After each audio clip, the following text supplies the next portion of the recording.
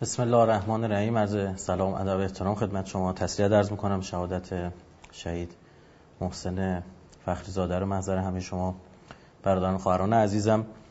خب اگه اجازه بفرمایید بدون فوت وقت من خیلی سریع عرایزم رو شروع بکنم. اولا شهادت مسئولانی و عزیزانی از این دست که میشه بگم قریب به اتفاق مردم ایران حتی اسمشون رو نشنیدن و بعد از شهادتشون متوجه وجود این بزرگواران میشن، مثل شهید تهرانی مقدم، مثل شهید احمدی روشن، شهید علی محمدی، شهید شهریاری و همین شهید بزرگوار شهید فخریزاده. اینو به شما ثابت بکنه که برخلاف خیلی از مسئولینی که دنبال شومنبازی هستن و صبح تا شب عکس بگیرن و یه جا میرن 100 تا خبرنگار با خودشون ببرن و مسائل از این دست، اینه که بارها تو سخنرانی‌ها عرض کردم، تو صحبتایی که با شما داشتم گفتم که من با برخی از این مسئولین جلسه دارم، اینا رو میشناسم، کسایی که شب و روز ندارن و دارن زحمت میکشن. یه مسئولین که مثل لوکوموتیو دارن بقیه بدنه لش اینا رو میکشن با خودشون میبرن. شهید بزرگوار از این دست آدم‌ها بودن که شما میبینید بعد از شهادتشون آروم آروم صدا در میاد و خبرها میرسه که چه اثر عظیمی این بزرگواران داشتن در کشور و برای پیشرفت ایران عزیزمون، برای کشور عزیزمون، برای میهن عزیزمون.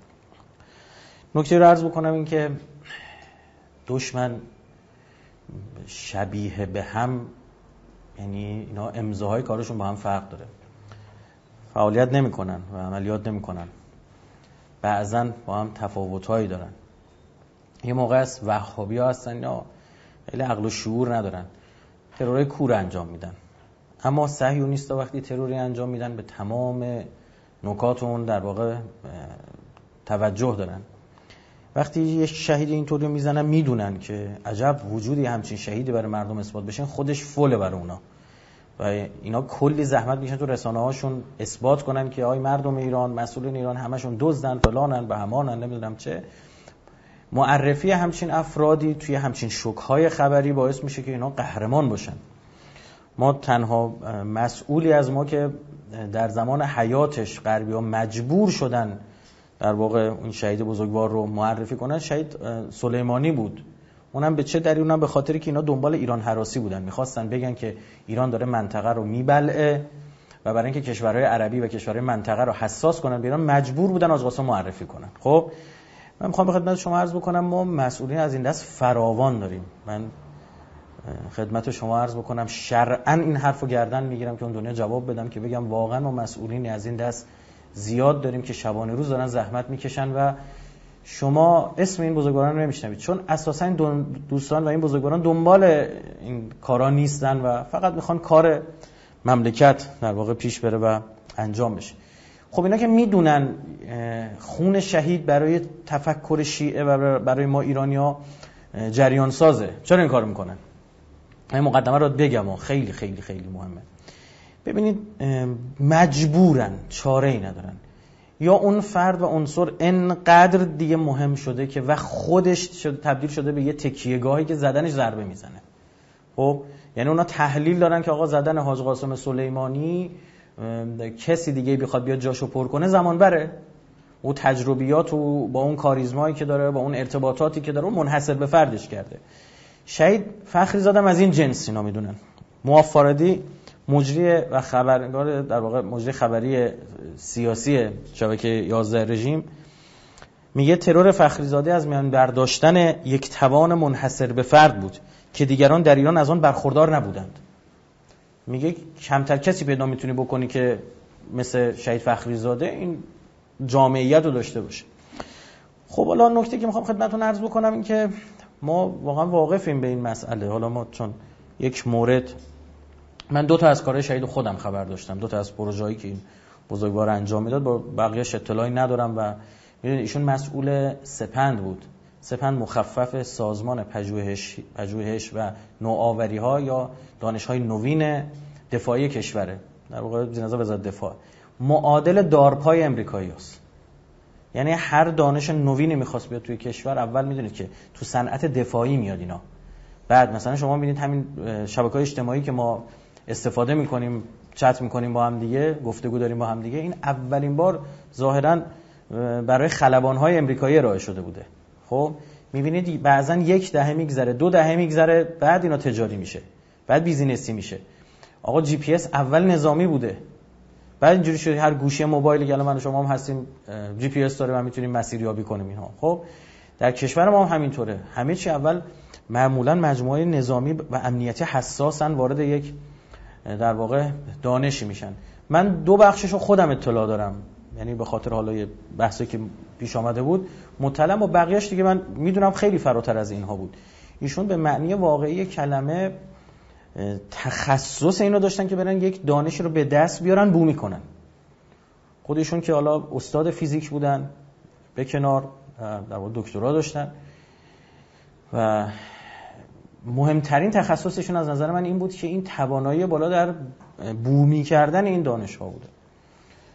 در سلاح‌های لیزری شما فقط چون اینا رو وزیر محترم دفاع آقای حاتمی من دیدم در یک مصاحبه زنده خبری، بعد از که بخش خبری بود یادم نیست سال دیروز داشتن کدوم شبکه بود، چون فرمودن من عرض میکنم. خب توی بحث‌های سلاح‌های لیزریشون پیشگام بودن، تو بحث هسته‌ای پیشگام بودن، هر دانشی با، و حتی توی بحث واکسن، تولید واکسن. ببینید کیت تشخیص یه بحث، واکسن یه بحث دیگه است.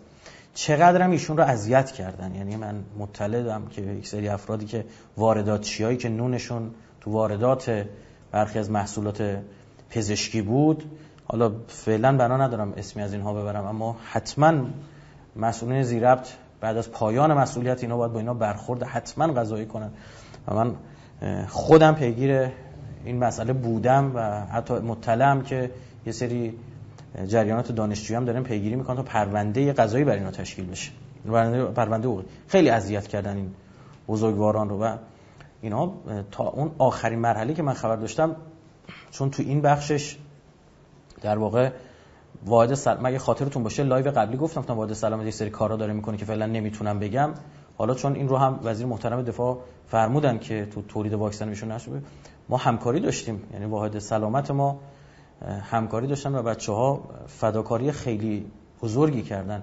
دقیقاً همون تاریخی که نقل شد که واکسن امریکایی‌ها موجب مرگ یه نفر شده بود و سر و صدا کرد توی رسانه‌ها، شما بدونید که بچه‌ای از همین مؤسسه رفتن و پیش قدم شدن، داوطلب شدن برای اینکه حتی تا این حد که واکسن روشون تست بشه.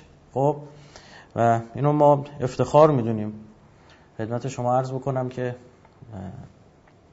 و اینکه در جریانی هستیم، تفکری وجود داره که بچه‌هاش حاضرن جانشون رو فدای مردم ایران کنن. این خیلی ارزشمنده و فلذا این که ما این شهید بزرگوار رو بگیم فقط مثلا توی یه حوزه خاص، نه خیر. یعنی هر جای این مملکت کار لازم داشته این بزرگوار پیشگام بوده، پیش قدم بوده و داشته کار میکنه. اما این که آیا حذف ایشون این جریان رو متوقف کرد، این رو هم مطلع خدمتتون میگم به ضرس قاطع عرض میکنم خیر، به هیچ وجه اینطور نیست و بدونید این کار محکمتر پیش خواهد رفت، در این هیچ شکی نکنید. جوشش خون شهید این اثر رو داره که این احمق‌های صهیونیست هنوز نمیفهمن که حاج قاسم شهید زورش از حاج قاسم زنده و حاج محسن شهید زورش و توانش و دستش بازتر از حاج محسن زنده است. یعنی اینا نمیفهمن، اینا این اثرات ما بعد و طبیعی رو متوجه نیستن. تا حالا ضربهشو خوردن و فهمیدن این خون، دیدن اثرات، اما فکر میکنن اینا اتفاقه، فکر میکنن اینا جمهوری اسلامی خیلی خوش شانسه، متوجه نیستن که این اثرات خون شهیده. این ولا تحسبن الذين قتلوا في سبيل الله امواتا بل احیاء عند ربهم یرزقون، این که اینا زندن، اینا رزق میبرن، اثرگذارن. این مسئله است. جالب بدونید که اینها صراحتا اعلام میکردن ما خواهان جمع شدن سپندیم، یعنی شما باید این مجموعه جمع بشه. یعنی اینا مشکل با دانش داشتن. حالا بحث هسته‌ای که نبود، حالا این سپند اومده رو لیزر هم داره کار میکنه، سپند اومده روی واکسن هم داره کار میکنه. اینا اصل مشکلشون با اینه که شما نباید دانش داشته باشید. اینو من به شما بگم، اگر جلو مقابل این حرامزاده ها توقف بکنید تا حذف فیزیک از دبیرستاناتون هم پیش میرن. یعنی اینقدر وقیحن اینا، یعنی یه روزی رو میرسونن که میگن آقا شما اصلا لازم نیست فیزیک بخونید. به حد اینها پررو و وقیحن، حد یقف نداره. یعنی شما بگید که آقا من تا اینجا مثلا صبر میکنیم، از اینجا به بعد دیگه اینا مثلا سکوت میکنن، دیگه اینجا حد یقف، اینجا دیگه متوقف میشن. به هیچ وجه اینجوری نیستش. فلذا اگر میخوایم در جمهوری اسلامی کار پیش بره و حذف افراد موجب متوقف شدن پروژه ها نشه، باید جریان سازی کنیم. اگر یک جریان متوقف من رائفی پور بشه، خب رائفی پور میره کنار، کلا تعطیل میشون جریان. متوقف های ایکس بشه، ایگرگ باشه، زد باشه، اینطور نیست. همین لایو قبلی خدمتتون عرض کردم، جلسه قبلی گفتم آقا این چند وقت میگفتن به ما چرا کم پیدایی، گفتم آقا داریم یه سری کارا میکنم. یکی از مهمترین کارهایی که کردیم همین بود که این مجموعه تبدیل شده به یه جریان. یه به آدم وابسته نیست، به من رائفی پور هرگز دیگه وابسته نیستش. همین الان هم نمیدونم، حالا تو خبر توی اطلاع رسانی ما کردیم، ببخشید این دکمه من این میخوره به این دسته صندلی، تق تقی میاد دیگه، حالا بزرگوار خودتون ببخشید، موسیقی زمینه شد. اینکه ما 5 تا استان خراسان جنوبی، خراسان رضوی، اصفهان، خوزستان و کرمان رو راه اندازی کردیم. بقیه استانام آمادن، یعنی فقط یه سری جزئیات، یعنی همه کاراش انجام شده، پشت سرم اعلام خواهند شد. خب حالا این اصلا به فرد ربطی نداره. یا مثلا اکانت توییتر من نمیبندن، شب انتخابات آمریکا بستن، برای شهید فخریزاده دوباره اکانت بعدی رو اصلا ببندید. اصلا من برای اینکه بتونه اثبات بشه که بود و نبود من هیچ اثری نداره تو این مسئله، خب من تا یه چند وقتی تو توییتر اکانت جدید نمیزنم.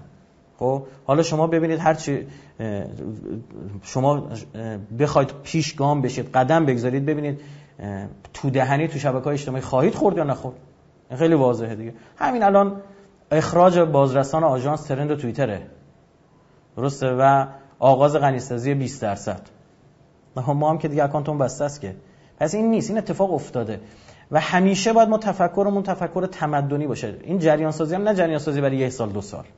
جریان سازی یه جوری برنامه‌ریزی کنید برای 100 سال دیگه، برای 50 سال دیگه. ما جوری باید زندگی کنیم همین فردا آغاز امام زمان ظهور کرد، آماده باشیم. تا 1000 سال دیگه هم خدای نکرده ظهور عقب افتاد، بازم ما برنامه‌ریزی بکنیم. امیرالمومنین میفهمید یه جوری نماز بخون، صلات موت، یه جوری نماز بخونه انگار نماز وداع توئه، نماز خدافظیته، اما برنامه‌ریزی هم می‌خوای بکنی، برنامه طولانی مدت کن. یه جوری برنامه‌ریزی کن که 1000 سال می‌خوای عمر کنی. این واقعا اینا قابل جمعه؟ بله که قابل جمعه. و ما انجام دادیم شد. حالا گفت به بنده خدا گفتم باز کفش میشه نماز خون، گفت نگو ما که خوندیم شد. اما حالا وارد خود بحث بشم، خدمتتون عرض بکنم که چه اتفاقی داره افتاد. ببینید اصل ماجراوریش اینا، نمیدونم بایدن، ترامپ، تو رو قرآن حرفای جفنگیاتو به این شکل بذارید کنار. نمیگم کامل غلطه، اما واقعا سطحیه. اصل برای درگیری و برتری هژمون ما در منطقه است. جمهوری اسلامی ایران تو این 40 سال امنیت خودش حفظ کرده. حالا راجع به اگه امنیتش حفظ کرده به این ترور چیه، اینا راجع به حرف میزنم براتون. امنیت خودش حفظ کرده و در منطقه پهن شده، گسترش پیدا کرده. همین الان از اقیانوس هند تا دریای مدیترانه هست و حضور داره. ببینید این که شما مثلا میتونید 10 تا تروریست رو وارد کنی، یه نمیدونم مثلا یه تاکسی ونم بگیرن، یهویی میدون آزادی در رو بکشن کنار رو بپرن پایین با کلاشینکوف مثلا 100 نفرم تیراندازی کنن شدنیه. اما آیا عقبه لوجستیک دارن؟ این نیست. اما ما لب مرز جولان حضور داریم، عقبه داریم، موشک داریم، لوجستیک داریم. این از زمین تا آسمون با این فرق میکنه. سیاست جمهوری اسلامی هم اینه که فعلا اینو تثبیت بکنه. درست شد؟ دنبال درگیری بیشتر نیست. اینو دشمنم فهمیده. وقتی شما پهن شدی راحت میتونن بزننت، مثل یه زنبور میانه نیش میزنن. یه زنبور میتونه یه خرس رو اذیت کنه با اون توانی که خرس داره ها، یه نیش میزنه در میره. اما آیا زنبور از خرس قوی تره؟ خب خیلی حرف عجیبیه، احمقانه ایه. این که چه کسی تو منطقه حضور داره؟ ماییم به معنی واقعی کلمه. اگه این نیست پس چرا این سعی نیستن مثل سگ ترسیدن صبح تا شب دارن به سازمان ملل فشار میارن که ایران باید نیروهای نظامی خودش از سوریه اخراج کنه؟ ببین این که جمهوری آذربایجان تو شمال ما همکاری‌های نظامی با رژیم صهیونیست داره، این کاملا تحت اشراف جمهوری اسلامی. یعنی جمهوری آذربایجان اگر پاشو از گلیمش اضافه تر بگذاره خودش میدونه چی میشه. اینا میدونیم، انتقادم داریم، اعتراضم داریم. به عنوان یک کشور شیعه نباید بره زیر بلیت صهیونیستا، اما این فرق داره با حضور نظام. بله حالا ممکن 4 تا مستشار نظامیشون هم بیان برن یا 4 تا اسلحه هم بفروشه. خب اگه اینه که همین الان کلاشینکوف روسی دست ماست، جسه آلمانی دست ماست، سلاح که دلیل نمیشه الزاماً 4 تا پهباد هم بفروشه. این به معنی حضور نیست. یا بیاد مثلا با 4 تا این جغله‌های حاشیه خلیج فارس، این بدبخت بیچارهایی که کل اقتصادش و دار و زندگیشون به یه موشک بنده، این برجای که با یه تقی همشون فرو خواهد ریخت، خب بیای مثلا با امارات بری برنامه‌ریزی کنی که حالا چیکار کنی، مثلا سالی 50,000 تا توریست ببری. خوب چیه؟ میخوای 50,000 تا ببری، خب ایرانی 500,000 تا اونجا تو اماراتن. خب این که باز دلیل نشد که. درست شد؟ اینا حضور نیست. بله ما به همینش هم حساسیم و پاسخش خواهد گرفت. اما اینا نیست. بازی نخورید. یه وقت من میبینم این چند وقت شبکه‌های اجتماعی این 2-3 شب یه سری از این بچهای انقلابی رسما دیوانه شدن. نشون میده واقعا عمق تحلیل ندارن. یه جای احساسی برخورد نکنید. شما واقع بین باشید. شما دیدید من منتقدم، همین الان منتقدترین فرد به عملکرد بخش از نهادهای امنیت خود منم، اما حالا باید بیام مثلا داد بزنم یا اعلام رسمی بکنم، تو جلسات خصوصی به این آقایون میگم اینجا این کار به نظر من اشتباه بود، اینجا درست بود، اینجا فلان بود، میگم هر جایی هم از دستم از کمکم از دستم بر بیاد برای کمک به کشورم دریغ نخواهم کرد. خب اینا رو یه وقت با هم دیگه قاطی نکنید. اتفاقی که افتاده اینه آمریکا داره از منطقه میره و میدونه نمیتونه بمونه و میدونه که اگه بمونه هر روز، شما تو همین از سال گذشته که حاج قاسم به شهادت رسید تا الان که دیگه با سالگردش داره میرسه، اینا هر روز دارن تلفات میدن. میدونه باید جمع کنه بره، منتها جمع کنه بره چی؟ منطقه رو 2 دستی تقدیم ایران کنه؟ معلومه میخواد این کارو نکنه. خودش بمونه، میدونه نمیتونه بمونه. چاره چیه؟ چاره اینه که از عرب‌ها، ترکیه‌ها و اسرائیلی‌ها یه ائتلاف درست بکنه. بگه شماها بیایید همتون با هم 16-17 تایی جلوی ایران وایستید. قد و قواره ایران واقعا همینه که اینا 16-17 تایی هم جلوی ایران نمیتونن بایستن. اینو بدونید. شما به 4 تا بازی رسانه‌ای کار نداشته باشید، در عمل ببینید چه اتفاقی افتاده. این شوکای رسانه‌ای که اینا میدن، بازیای رسانه‌ای که اینا درست میکنن که کاری نداره، اینا هنر نیستش که. بله رسانه‌ای قوی ان، ما ضعیفیم. نمونه‌ش هم تو همین ماجرای مخابره خبر شهید دیدید که گندی صدا سیما بالا آورده بود. تمام شبکه‌های خارجی دشمنان ما داشتن خبر ترور، کارشناس سبک داشتن حرف می‌زدن. شبکه 1 نمیدونم چی، شبکه 2، من خودم همینجوری نگاه کردم گفتم وای به حالتون. خب وقتی تو رسانه ما ضعیف هستیم طبیعیه همینو باید قوی بشیم. همین که من رائفی پور الان دارم تو اینجا با شما صحبت میکنم یعنی صدا و سیما عرضه نداره. چرا؟ چون تو میخواد تحلیل اینجا از من بگیری. چرا؟ چون اونجا یه مسئولشون مثلا یه انتقاد کردیم به تیریج قباش برخورده، شما نباید بیاد تو تلویزیون. درک من وظیفه‌ام اینجا کارم انجام میدم. تو اگه انتظار داری من بلندشم بیام اونجا مثلا مدح شما رو بگم، نه، جایی که کارو خوب کردید، ما والا دیدید ما اگه این اتفاق نمیفته که شما هیچ وقت متوجه نمیشدید. ما تا حد اینکه بچه‌ها برن داوطلب واکسن بشن پیش رفتن. دیگه چیکار باید بکنن؟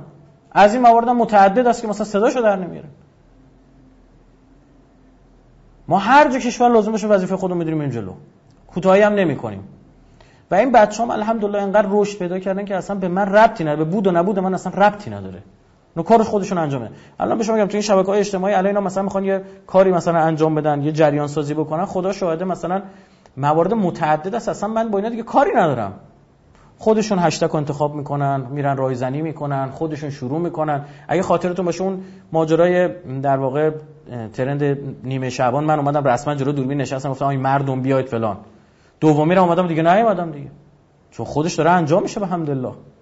داره این اتفاق میفته. حالا باز اگه لازم بشه مثلا حالا حضور ما یه 10% 5% ماجرا رو تقویت کنه ما حضور پیدا کنیم. اگه نه من که معتقدم الان بود و نبود من هیچ ربطی نداره. چون این جریان ساخته شده و شکل گرفته الحمدلله. خب اینا نگران این اتفاقن. میگم بعد چیکار کنیم؟ میگم بعد خب چطور میام منطقه رو از دست ایران بگیریم؟ نمیشه، باید این ائتلاف رو درست کنیم. یعنی ائتلاف یعنی که رسما باید رژیم صهیونیستی بیاد با اماراتی‌ها بشینه، بیاد با بحرینیا بشینه، با سعودیا بیاد بشینه. خب جامعه نمیپذیره دشمن. آقا بعد چیکار کنیم؟ خب اینجا حاج قاسمشون رو بزنیم.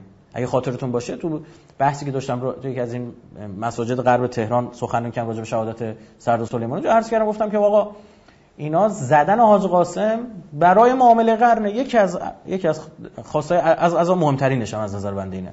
معامله قرن بود و دیدید همینم شد. یهو بعدش عجب اینا ارتباطاتشون علنی کردن از قبل. شما دیدید که از این مسئولین اماراتی نشون داشت عبری صحبت میکرد با نتانیاهو. عبری یعنی سه ماه یاد گرفت. خب این که از قبل اینا ارتباط دارن، اینا یهودی زادن. خب و ما خودمون رو باید ببینیم. ما کاری نداریم. دو، حالا میخوان چیکار بکنن؟ بگن که آقا ما همه جوره ایران کشیدیم پای برجام به واسطه یه مش نفله تو ایران، کشیدیم پای برجام، هیچی بهش ندادیم، همه چیزش هم گرفتیم، بالاخره ایرانی‌ها به غیرتشون برمیخوره، برمیگردن. چیز از عمر این دولت توفه نمونده. این تموم بشه بالاخره ایرانی‌ها برمیگردن. چه اتفاقی میفته؟ یه کاری کنیم دوباره سراغ هسته‌ای نرن. خب چیکار کنی؟ حاج قاسم اون نماد مقاومته، حاج محسن فخری‌زاده نماد هسته‌ای. باید زدش. خیلی طبیعیه. اصلا طرح پومپئو جایگزینی ائتلاف عبری عربی ترکی به جای ایرانه. شما نمی‌بینید دوره افتاده، اینا یه ماه مونده از ریاست جمهوری، دولتشون یه ماه مونده. ببین الان شما نگاه کن، مثلا برخی از مسئولین ما دیگه اسم نبریم دیگه خواهشاً، خب می‌بینیم مثلا یه سال مونده، یه 100 روز و 3 تا 100 روز 65 روز مثلا می‌بینید مونده دیگه نشستن. خب اینا یه ماه مونده از دولتشون پیگیر، سفر عربستان، سفر اردن، سفر نمیدونم فلان، برای اینکه اصلا اینا فرادولتی این اتفاقی دارم عرض میکنم. سازمان‌های امنیتی امریکا پشت ماجران، قوه عاقله امریکایی پشت سر، CIA پشت سر ماجراست. ربطی به ترامپ و بایدن احساس احمقانه است. بله تو رویکرد، تو تاکتیک‌ها اینا با هم یه تفاوتی دارن، تو استراتژی که تفاوتی ندارن. شما بایدن دیگه چطور در مورد رژیم صهیونیستی صحبت میکنه، چطور از عشق خودش به اسرائیل میگه، چطور میگه اگه اسرائیل نبود ما باید اسرائیل میساختیم. این که دیگه مشخصه. فرایندم اینا میدونید چیه؟ اینا چون خودشون خیلی منظمن، روش عملکردشون برخلاف این که پیچیده نمایی میکنه خیلی ساده است. دقیقاً مثلا شما میبینید مدل شوروی رو رسما میان رو ما اجرا میکنن، مدل ونزوئلا رو میان رو ما اجرا میکنن، قدم به قدم، استپ بای استپ شما نگاه میکنید میبینید همون مدل رو اجرا میشه. در این مدل اینجا همون اتفاقاتی که 88 تا 92 منجر به برجام شد دوباره دارن انجام میدن برای برجام‌های دیگه.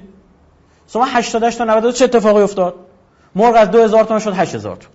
خاطرتون هست؟ ترورای هسته‌ای اتفاق افتاد. بعدش هم منجر شد به برجام. الان چه اتفاقی داره میفته؟ همین الان من شما سوال قیمت مرغ چقدره؟ تروراش داره انجام میشه. که چی؟ که آقا وادارتون کنم بشین برای ما پایین مذاکره. و واقعا یک بار رفت مذاکره کردیم. همه چی هم رعایت کردیم. بالا و پایین عالم آدم هم اذعان داشت که آقا ایران یه چیز اضافه تر هم داره انجام میده. درست شد؟ آقای ظریف میگه سازمان انرژی اتمی، دقت بفرمایید، بازرسی که نهادهای جهانی روی سازمان‌های انرژی اتمی در دنیا کردن، دقت بفرمایید چند تا کشور تو دنیا داریم؟ این همه کشور خب که حالا انرژی اتمی دارن، 92% فقط رو ایران بوده. 92% یک کشور، 8% همه کشورها. خب ولی اسرائیل حرومزاده هم که اصلا عضو NPT نیست، بین 80 تا 400 تا کلاک اتمی هم داره، اصلا عضو نمیشه من گسترش سلاح اتمی، اصلا عضو هیچ کی باش کار نداره. ما چه راه دور میایم بیخ گوشه ما پاکستان 100 تا کلاک اتمی داره، کس کارش داره؟ اینا میگن تو انرژی عادی هسته هم نباید داشته باشی، چون وقیحاً ببین برای قوی شدن مسیر اینه، اما به یه مرحله‌ای که دیگه برسی مرحله رهایی. یا سر ماجرا موشکی یه خرابکاری کردن، حالا من نمیخوام باز کنم، یه کارهایی که کردن که مثلا ایران سوخت جامد آزمایش نکنه و نمیدونم چه و چه و چه و چه، تونستن اون مرحله رهایی رسیدیم. حالا میخوان چیکار کنن؟ حرفی هم اینجا داخل پرونده به صهیونیستا بگم آخه شما فرض کن مثلا نظام سقوط کرد، فرض محال، خوبه؟ مثلا بذار حال کنید با این حرفا، خوبه؟ فرض کن نظام سقوط کرد. آخه احمقا این پاسدارا نظام سقوط کنه موشکاشون رو تحویل میدن به یه مثلا حکومتی که با شماها رفیقه، میگن ببخشید ما دیگه تو جمهوری اسلامی کلی زحمت کشیدیم، هزاران موشک درست کردیم، شهرهای موشک دو دستی تقدیم میکنن. یا به نظر شناختی من دارم که این حالا شما حتما شناختایی دارید که میگن داداش ما قبل رفتن بذار اینا رو تخلیه کنیم با هدف همون جغل جایی که رفتید گرفتید، خب که اونجا شخم بزنن دیگه، اصلا تا سالها موجودی نتونه اونجا زندگی بکنه. خب یا اینجوریه. ما چی فکر کردید در مورد ما؟ یه جا توی یکی سخنرانی گفتم بابا برید خدا رو شکر کنید که 7-10 میلیون آدم تو این جمهوری اسلامی درگیر جمهوری اسلامی هستن. خب اینا اگه درگیر جمهوری اسلامی کار نظام بشه بیکار بشن که فقط به قدس فکر میکنن، به آزادی قدس. اینا اگه درگیر تو اینجا میشن داداش بیکاری ما اینجا ما مشکل داشتیم، قصه داشتیم سر کسایی که برای دفاع از حرم می‌خواستن برن و نظام نمی‌خواست. 100 نفر جلو خود من سخنرانیو میگفتن، گریه، مرد 50 ساله خدا شاهد دنبال ماشین جوری میدوید من خجالت آب شده بودم. کرج سخنرانی دنبالش میدوید، میگفت تو رو خدا. بعضی از اینا جلسه گریه میکرد مرد 50 ساله، منم بفرستن. گفتم آقا سیاست نظام نیست انقدر فرستاده بشه، انقدر فشار وارد شد یه تعدادی رو فرستادن. اینا بی خیال میشن. برید خدا رو شکر کنید که درگیر حالا آبادون برای مردم پیدا کردن و نمیدونم برن نمیدونم کرونا رو نمیدونم ضد عفونی کنن و نمیدونم برن اینجا سیل شده، برید خوشحال بشه درگیر این چیزایی. ترور حاج قاسم یعنی این که بیخیال منطقه بشید و ترور فخری نژاد یعنی این که بیخیال هسته‌اش. برجام عمل نشده، میخواد برگردید هسته، ببین میزنیم ها. گندتون هم زدیم. اونی که کلی محافظ برش میذاشتید و میدونستید میخوایم بزنیم، ببین میتونیم بزنیم ها. حالا راجع به صحبت کنیم.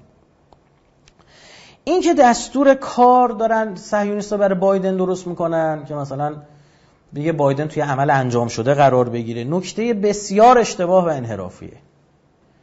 قبول دارم در تاکتیک اینا اختلاف نظر دارن، جلوترم خواهم گفت براتون عزیزان. منتها هرگز این اصلا یا اینکه اینا بیان دستور کار درست بکنه برای اصلا اینجوری نیستش. اونا میخوان این کارا به اسم ترامپ تموم شه. عمدیه در این، اصلا شک نکنید، که بتونن عواقب ماجرا رو کنترل کنن. که بگن ما نبودیم، یه دیوانه‌ای بود اومده انجام داده. اگه خاطرتون باشه در ماجرای شهید سلیمانی عرض کردم، گفتم فردا آی مردم، پارسال بود دیگه، گفتم یه سال دیگه این ترامپ رأی نیاورد یا اگه آورد 4 سال بعدش رأی نیاورد، اینا نیان بگن ترامپ بود نمیذاشته. نه، این اراده آمریکا بوده، این برآمده از خود آمریکا. از قضا شما فکر کردن مثلا مجلس سنا اونا به همین سادگی اجازه خیلی اتفاقاتو میده؟ این شکلی نیست. اینطوری چرا مجلس سنا اومد اجازه حمله ترامپ به ایران رو ازش گرفت؟ بابا اونجا قوه عاقله‌ای وجود داره. یک سیستم امنیتی که عوض شدن مسئولان اصلا خدشه بودن، اصلا یک جاهای اونا خودشون میگینن مثلا چه بدونن احتمال شورش سیاه‌پوستا هست، میگن رئیس جمهور بعدی آمریکا باید سیاه‌پوست باشه، برنامه‌ریزی میکنن سیاه‌پوست رو میارن جلو، روش کارشونه. یا شما نمیدونم مثلا CIA نمیشناسید یا احمقید یا مردم احمق فرض کردید، نمیدونم والا چه قصه ایه. اینجوری نیست. یا مثلا پالس اسرائیل به بایدن که ببین داداش نری وارد بحث هسته‌ای بشی، من همه چی میزنم خراب میکنم، من اینجوری میکنم، من اونجوری میکنم. و اینطور نیست. گفتم تو تاکتیک شاید باشه اما تو راهبرد هرگز اینجوری نیست. اصلا این بخشی از نقشه خود اون صهیونیستاست که بگن آقا نگاه کنید ترامپ بودا رفتش، حالا ما هم ببخشید عذرخواهی، دیوانه است دیگه چیکارش بکنیم؟ آبروی خود ما آمریکایی‌ها هم برداشته برده. نه همیشه این کار میکنن. شما برید همین معاهده پاریس رو نگاه کنید، ببین چند سال این آمریکایی‌ها میخوان عضو شن. این رئیس جمهور عضو میشه، اون یکی خارج میشه. اون یکی عضو شد، جورج بوش اومد بیرون. باز دوباره نمیدونم این یکی رفت، اوباما رفت، باز دوباره نمیدونم عضو شد، با ترامپ اومد بیرون. دنیا رو مچل کردن. این نکته هم اینجا عرض بکنم، اون کسای اون احمق‌هایی که فکر میکنن دنیا دنیای قانونه، این روزا رو ببینه. دنیا دنیای زوره. دنیا دنیای حکومت جنگله. میگه زورم میرسه. مطمئن بشه نمیزنی میزنه. اگه تا الان نزده بود میدونست میخوره. چرا الان به این ادراک رسیده؟ یک، آدم داره این تو، بهش میگن داداش اون کسی باید مثلا این کار انجام بده، خود ما نمیکنیم، خیالت راحت. دو، میدونه که این فشارهای اقتصادی فشارهایی رو بر روی تصمیم گیران نظام بود. حالا در مورد این نبرد شناختی ادراکی بیشتر صحبت میکنم براتون. یه بحث نفوذه، این خورده صحبت بکنیم. این باید یه فکری کرد در این که نفوذ تو دستگاه امنیتی ما بوده، شکی نیست.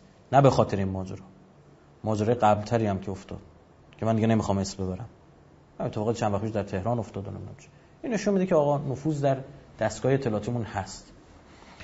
و نفوذی هم ببینید شما فرض کنید توی ساختمونی اصلا 10 طبقه 1000 نفر آدم توش باشن، مثال میزنم، یه نفرم نفوذی باشه میتونه خرابکاری کنه، میاد کنترل رو قطع بکنه، همه رو بیچاره میکنه، میاد شیر آبو میبنده، نمیدونم یکی تو همون گیر کرده، یکی کجا داره ظرف میشوره، همه رو اذیت میکنه. شاید در ذهن شما این گسترده به ذهن برسه، اما نه، جنس نفوذ همین نقطه زنیه. درست شد؟ و اگه میبینید صهیونیست‌ها اینقدر اصرار میکنن ما نفوذی داریم توتون، آقا بار چی باید بگی اگه دارید؟ اون میخواد الکی بگه من هستم. خب من اینم دیدم متاسفانه، حالا بعضی از این دوستان تو شبکه‌های اجتماعی و تو این طرف اون طرف تو حرف زدنشون واقعا یه جایی از مدار انصاف خارج شدن. خب این هست، باید یه فکری بشه، برخورد با اهمال باید صورت بگیره، نهادهای ذی صلاح و مسئول حتما باید وارد بشن. من جا داره اینجا یه اشاره‌ای بکنم که به زمان قتل‌های زنجیره‌ای، زمان که اتفاق افتاد، رهبر انقلاب در جلسه‌ای که در تیر ماه انجام شد، اونجا از مسئولین میخوان، همه مسئولین بودن، از آقای هاشمی، خاتمی، ناطق نوری بگیرید تا بازپرسای پرونده، نمیدونم چی، بازپرسای اصلی پرونده، همه جمع بودن که اینا اشتباه نکنم هم جلسه 2 تیر بهش میگن، هم جلسه 3 تیر، به این دلیل که 2 تیر شروع میشه 3 تیر تموم میشه، یعنی ساعت 9:09 شب شروع میشه تا 12 شب بعد هم رد میکنه. توی اونجایی که از صحبت‌های رهبر انقلاب ظاهرا اینه که، اینم ظاهرا محض احتیاط میگم، اینه که قبای این نفوذ لای درگیر کرده و الان وقت اینه که یه پاکسازی صورت بگیره. به محض اینکه این اتفاق میفته، یعنی پاکسازی باید صورت بگیره. اینا این قتل‌ها رو برای چی اومدن انجام دادن؟ هرگز نظام خواستش این نبوده، هرگز و ابدا. جمهوری اسلامی اگه می‌خواست کسی رو حذف بکنه، خیلی واجب‌تر از اینا هستن تو همین داخل، خب که از قضا دگراندیش هم نیستن، شبیه خود ماهان، اینا اولویت خیلی جدی‌تره، اما این نیست.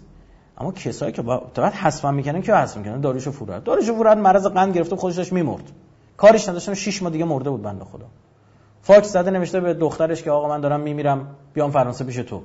نمیدونم 60 پاشو میخواستن قطع کنن به خاطر بیماری قندش. تو جلسه با ابراهیم یزدی ادرار کرده بود رو صندلیش، بنده خدا نتونست ادرارش کنترل بکنه.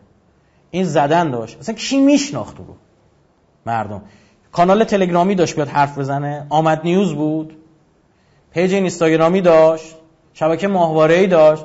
یه بدبختی که اونجا خونش نشسته بود با 4 نفر میرفتن گل میگفتن، گل میشوفتن. بعد اینو میخوای بکشی، چرا این شکلی میکشی؟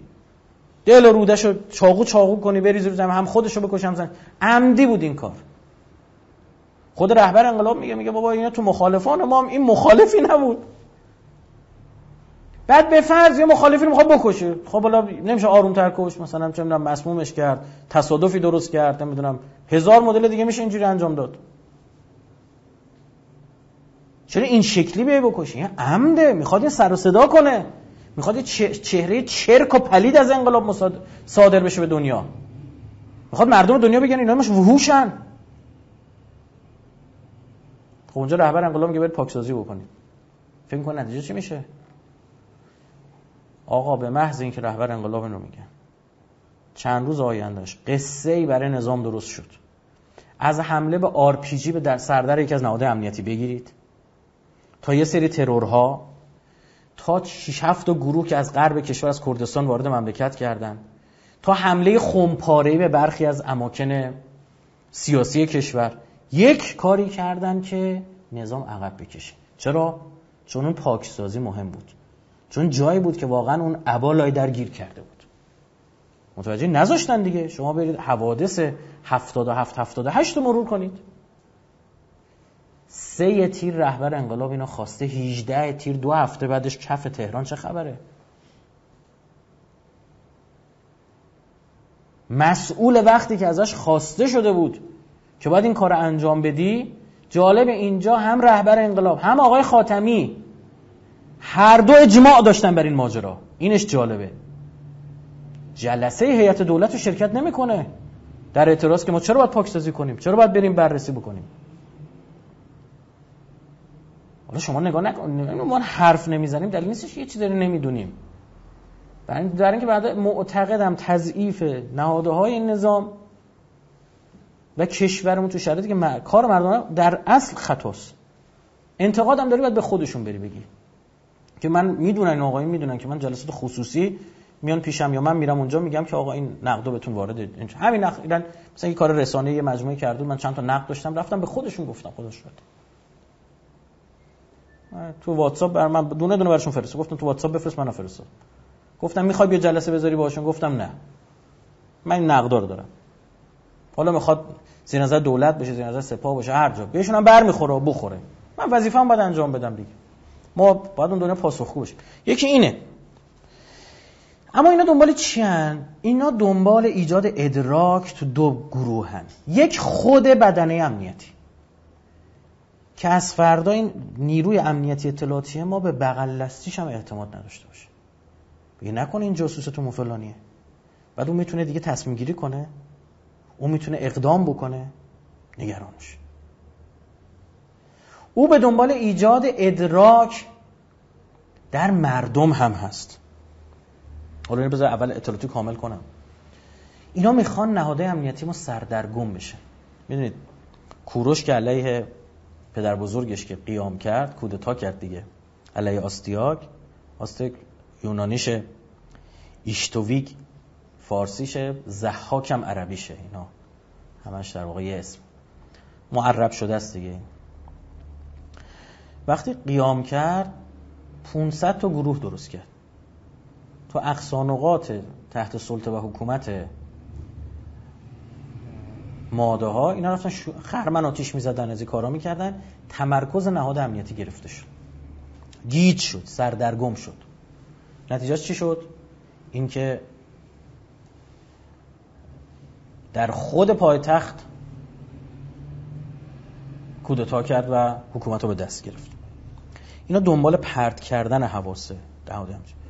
یه ماجرایی تو تهران پیش میاد، اتفاقی تو نطنز میفته، همین ترور، حرفایی که میزنن، قصه هایی که درست میکنن، پیام‌های غیر مستقیم که برای خود نهاد امنیتی فرستادن. مثلا یه سری اتفاقات افتاده که اصلا هنوز علنی نشده، بعد او نهاد امنیتی ازش دریافت داره دیگه. مثلا فرض کنید بلا سر یه نفر آوردن، یه کاری کردن، بعد نکشتن طرفو، عمدن گذاشتن زنده برگرده بره برای رفقاش تعریف کنه. اینا میخوان بترسونن، گیج کنن و بدبین بکنن. من حالا کسی نیستم، اما توصیه‌ام به برادرانی که تو سیستم‌های امنیتیمون هستن که دقیقاً عکس این عمل کنید. یعنی حواستون جمع کنید، متمرکز باشید. نکته دیگه تحقیر دستگاه امنیتی. اینا دنبال اینن. ببین همزمان این اتفاق کی میفته که شما هر شب دارید توی تلویزیون سریال خانه امن نگاه میکنید که داره در مورد اشراف اطلاعاتی کشورمون صحبت میکنه که در منطقه‌ای که دور تا دورش انفجار و این همه دشمنای قدر قدرت میخوان اتفاق بیفتن، بزنه هر از چنگاه یه حادثه مجلس، بزنه یه اتفاقات. این که واقعا یعنی قابل مقایسه نیست. شما یه عراق و افغانستانی نگاه بکنید، منصف باشید. خب میخواد اینو بشکنه، میخواد اون هیمنه رو بشکنه. این همه مرز باز معلومه همونجوری که مواد مخدر میاد، مواد منفجر هم میتونه بیاد. ماجرا رو باید جای دیگه حل کرد، خیلی بالاتر. اونجایی که شما باید توازن امنیتی به وجود بیارید، موازنه تهدید به وجود بیارید. بگی بله هر کسی میتونه، عرض کردم 4 نفر آدم میتونن یه وسط شهر شروع کنن گروگانگیری، آتش سوزی فلان. هر کسی میتونه انجام بده.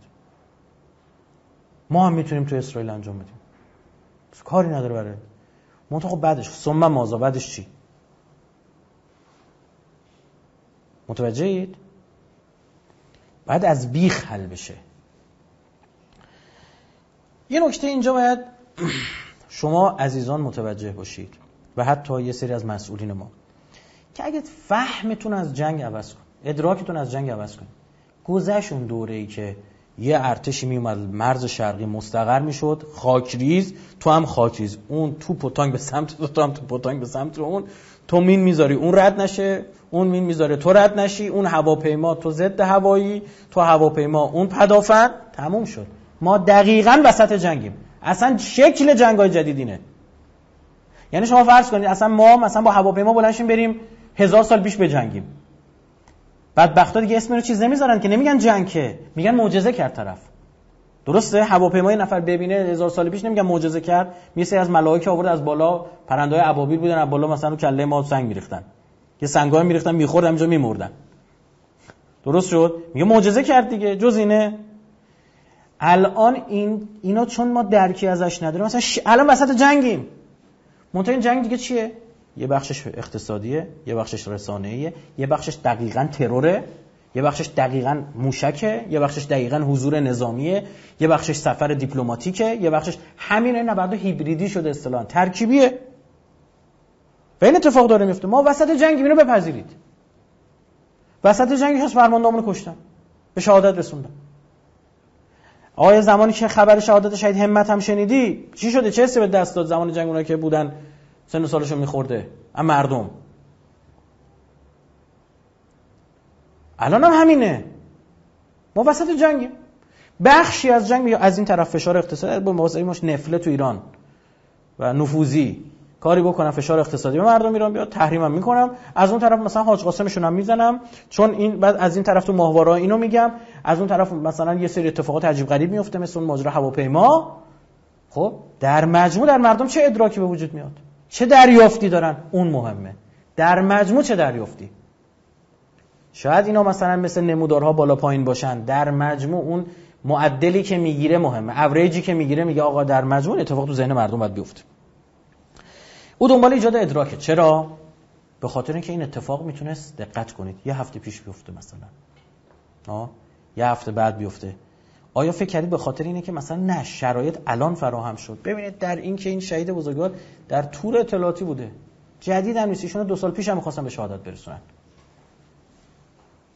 برای چی 2 سال پیش؟ 2 سال پیش هم زمانش بود. دقت بفرمایید حل میشه. کجا؟ ترامپ می‌خواست از برجام بیاد بیرون. درست شد، می‌خواست برجام پاره کنه. خطر این وجود داشت که ایران هم از برجام بیاد بیرون. یعنی من یقین داشتم، سخنرانی گفتم، اگر ترامپ مطمئن باشه ما از برجام بیرون نمیایم، قطعا میاد بیرون. درست شد. رهبر انقلاب اومد یه بازدارندگی ایجاد کرد. گفت اگه شما برجام پاره کنیم ما آتیش میزنیم ما. این تازه یه خورده عقب انداخت برنامه اینا رو. اینجوری بدونید. خب و الا اینا خیلی سریعتر میومدن از برجام بیرون. بعد نگاه کرد خب رهبر انقلاب این حرفو میزنه، خودش که بر نمیداره بره برداره کاغذی برداره یه جایی بیاره مثلا آتیش درست بکنه که این کارو بکنه، که نه، او میدونه جایگاه رهبری تو ایران جایگاهیه که مسائل کلان بررسی میشه. اگه رهبر انقلاب میگه آقا ما پاسخی میدیم، اون پاسخو کی باید بده؟ تو حوزه نظامی خب مثلا چه ارتش و سپاه باید انجام بده. امنیت داخلی، نیروی انتظامی، مجموعه امنیتی مثلا مثل اطلاعات و وزارت اطلاعات و اطلاعات سپاه مثلا اینطور. ببین وقتی انگلیسی غلط اضافه میکنه، رهبر انقلاب میگه اینجا سریع جوابشون میده آقا 48 ساعت نشد فکر کنم، یعنی 48 ساعت که دیر شد، اگه شد 48 ساعت به خاطر که اولین کشتی انگلیسی که اومد و گرفتن، مثلا اگه 2 ساعت بعدش هم بود اونو میگرفتنش، کشتیشونو گرفتیم به غلط کردن افتادن، کشتیمونو ول کردن، گفتیم حالا گم شید، پرچمشون آوردیم پایین، پرچمونو بردیم بالا، روی کشتی اذان شیعی پخش شد، او فهمید یعنی چی. چرا؟ چون اینجا اون کسی که می‌خواست این کار انجام بده بود، یعنی عامل سپاه بود رفت انجام داد. یا اینا اومدن داعش که اومد اینجا بمب تیر ترقی در کرد در مجلس، انصافا تو مجلس قبلی کاش داعش میرفت تو. من با برداشت که مجلس قبلی دارم کاش داعش میرفت تو، یعنی اینجوری باید گفت. خب اما حالا اینجا هم بحث دارم واسه این مجلس جدید و بازی سری حرفا من میشنوم، اینا هم بگم بازی نخورید آقا جون، سگ این مجلس میارزه به مجلس قبلی. حق ندارن اینا دنا پلاس و این قصه رو درست کنن و اینا. اما اونجا نماینده داشتیم 5000 تا خود رو این ور اون ور میکرد داداش. اینا رقم ها اصلا با هم قابل مقایسه نیستش. نصفشون رد صلاحیت شدن، نصف نماینده‌ای که بودن بر دوره بعد رد صلاحیت شدن، عمدتاً اقتصادی. خب شما چه انتظاری؟ اصلا قابل مقایسه نیست. من دیدم بعضی از این بچه انقلابی‌ها بعد بله منتقد باشید، مجلس این مجلس هم بدون اگه دست با خطا بکنه ما تو دهنش میزنیم، شک نکنه. خب کما که انتقاد هم کردیم، سر دنا پلاس انتقاد کردیم، سر فلان انتقاد. اما یه وقت تو بازی شما دیدید که این جغل لیبرالا شروع کردن این مجلس چرا این کاری کرد، مجلس چرا این کاری کرد. بابا شما دیگه دهنتون رو ببندید خواهشاً. حالا میخوام بگم وقتی چارت تی ترقه در کردن جلو در مجلس قبلی، جوری دیروز زورو زدیم که 200-300 تا کشته دادن، به هلاکت رسیدن. با موشک نقطه زن جوری زدیم و اون حزب تروریستایی که در کردستان عراق بودن اونا رو جوری ساختمون جلسه شون رو زدیم که فهمیدن حساب کار دستشون اومد. خب چرا؟ چون اینجا یه موشکی بود که اونجا یه نیرو دریایی بود رفت کشتی رو گرفت، اینجا موشکی بود. اما اینجا رهبر انقلاب میگه که من آتیش میزنم، کی باید آتیش بزنه؟ مجلس لاریجانی یا روحانی و ظریف؟ اینا دیگه کار ایناست. نظامی که نمیتونه وارد شه. متوجه شدید؟ اینجا من مغز وقتی اراده میکنم این دستم میام میگم آقا من حمله کنی با دست راستم این چماقو من میذارم کله. اما مثلا وقتی این دست چپ کار نمیکنه دیگه نمیتونم. متوجه شدید؟ این کار نمیکنه. تازه همینم بازدارندگی براشون به وجود آورد. همون موقع اومدن چیکار کردن؟ ماجرای شوراباد اتفاق افتاد. که من میبندم اصلا دوست ندارم راجعش حرف بزنم. خب با اون قصه هایی که نتانیاهو درست کرد، همون موقع اینا اقدام به ترور شهید میکنن اما موفق نمیشن. در تور اطلاعاتی بود بابا اینجا به شما بگم دیدی چه کردن فلان کردن. برادر من کل شبکه‌های اجتماعی که دستشون، تلگرام دستشون، واتساپ دستشونه، گیت ویا دست اوناست. تمام سیستمی که داریم خرید میکنیم از اونجا برام داریم میاریم. طرف میره BTS ایرانسل میخواد راه بندازه، باید وایست اون طرف از تو چین با اینترنت راش بندازه. برید ببین شرکت هواوی سهامدارش کیان. من یه گوشی رو رصد کردن. یا مثلا من دیدم آوردن گذاشتن ببینید چه تور اطلاعاتی بوده است. شهید محسن فخریزاده متولد 1330 مثلا 6. نام فرزندان، نام پدر، نام مادر. خب عزیز من چند وقت پیش بود والا کل ثبت احوال جمهوری اسلامی هک شده، یارو 2 تا بیت کوین گذاشته برای فروش. خب اسم هر کی من چند وقت پیش نفر بود رایفی پور، من میدونم اسم بابا چیه، اسم بابا محموده، یا خودم بهت بگم. خب یه داداش داره اسمش امیر حسینه. چی میخوای؟ خب کارمند ثبت احوال هم میتونه ببینه بابا بزرگ ما که بابامون کیه، یعنی چی مثلا اینا ببین چه اشراف اطلاعات کارمند ثبت احوال هم داره والا. اصلا شما فرض کن آقا اطلاعات ثبت احوال هم هک نشده بود و این قصه ها نیافتاده بود، یه کارمند نمیتونن بخرن تو کامپیوتر بشینه براشون بزنه. گرفتید ما رو، اینا فهم و شعورتون اینه؟ دنبال چید؟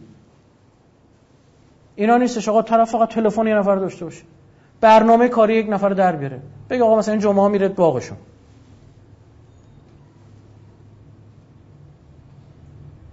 ماهواره دارن اینو از هم بالا کامل داره نشون میده.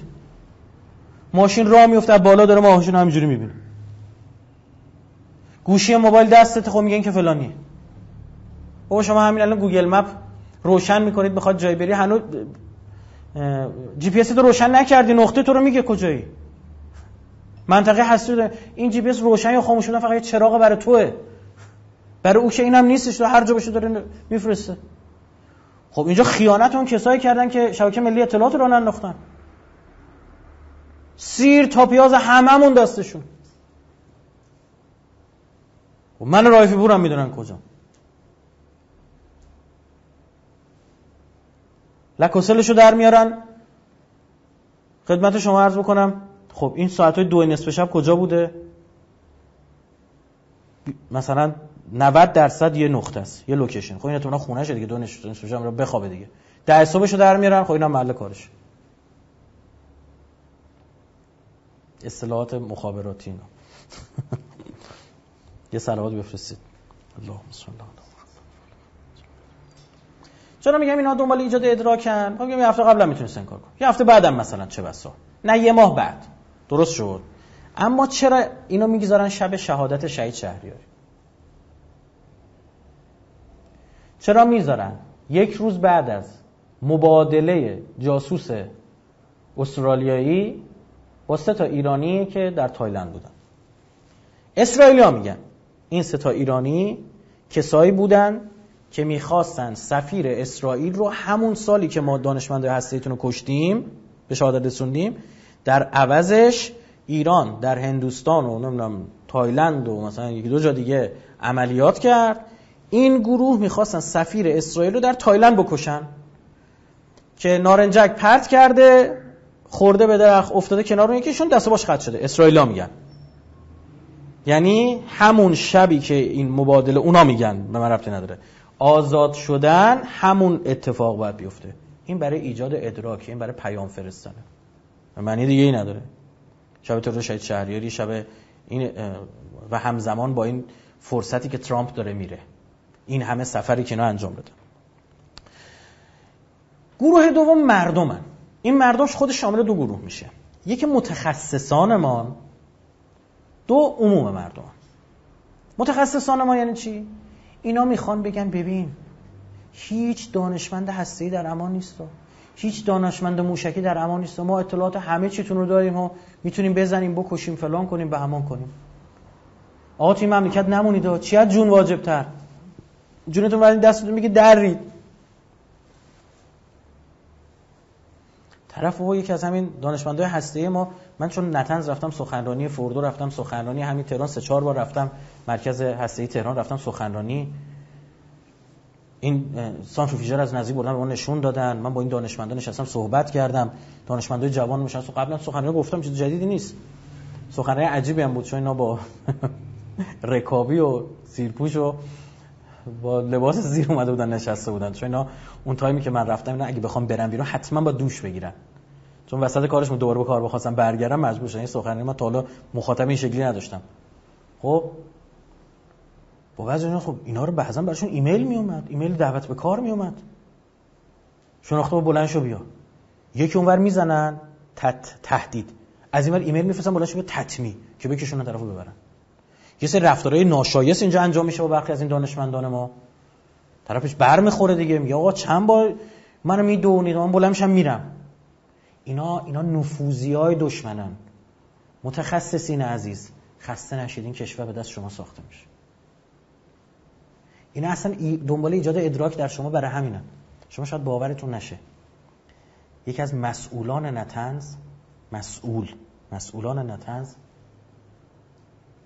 وقتی عوض شد این تیم سیاسی، رفت کارگاه زد، لوله فاضلاب داره تولید میکنه. یکی دیگه شون رفت شد مشاور رئیس اوقاف. ربط اینا چیه؟ اینا عمدیه، بعضا میخواد تحقیر کنه، میخواد تحقیرت کنه ببری. اینا خوب لحاظ کن. گروه دوم عموم مردمن. برای اونا چه ادراکی میخواد به وجود بیاره؟ اونم این که ما اینجا مشکلی هم داریم، اسم این شهید بزرگوارم خیلی نمیتونیم بیاریم. اگه دقت کنید توی بک ما این طراحی که صورت گرفته، تو کاری که بچه‌ها گرافیک انجام دادن، عکس شهید هست، شهید هستیمون. منتها الان حذف کردن بچه‌ها به خاطر اینکه این اینستاگرام اونم برمی‌داره، یعنی اگه پشت زمینه تصویرشون باشه اونم برمی‌داره. ببینید چه اینا دم از آزادی بیان میزنن، آتیش میگیره آدم. اینو خوب دقت کنید، چون من گروه مخاطب بنده بیشتر شما مردمید. خب میخوام اینو خدمتتون عرض کنم. دنبال ایجاد، خدمت شما عرض بکنم که دنبال ایجاد ادراک در مردمن که آقا ما امنیت نداریم. خوب دقت کنید. مثلا این کلیپ‌های طنزی وجود ببینید، آقا تو رو خدا انتقام سخت نگیرید، دفعه قبل خواستی انتقام سخت بگیرید، هواپیمای خودمون رو زدید و نمیدونم چی. ببین میگه آقا اقتصادمون مشکل داره، نمیدونم تحریمی فلان، اما عوضش امنیت داریم. اینا میخوان اینو بزنن. خوب متوجه بشید، میخوان اینو بزنن و به مردم نشون بدن که من اینو عرض کردم. هر جای دنیا میشه این کارو کرد. تو خود امریکا بمبگذاری نشده، تو فرانسه چند بار بمبگذاری صورت گرفت حالا. ما بیایم بگیم مثلا امریکا هرگز امنیت نداره، دولت فرانسه هرگز دیگه مثلا امنیت نداره، نمیدونم چه. امنیتی که ما در کشورمون داریم مثال نزدنیه با وجود این تهدیدات. اونا این تهدیدات رو ندارن، اونا تهدیدات ما رو ندارن، اونجا دارن چون خودشون تهدیدن. متوجهی؟ چون اونا خودشون رو ندارن راحتن.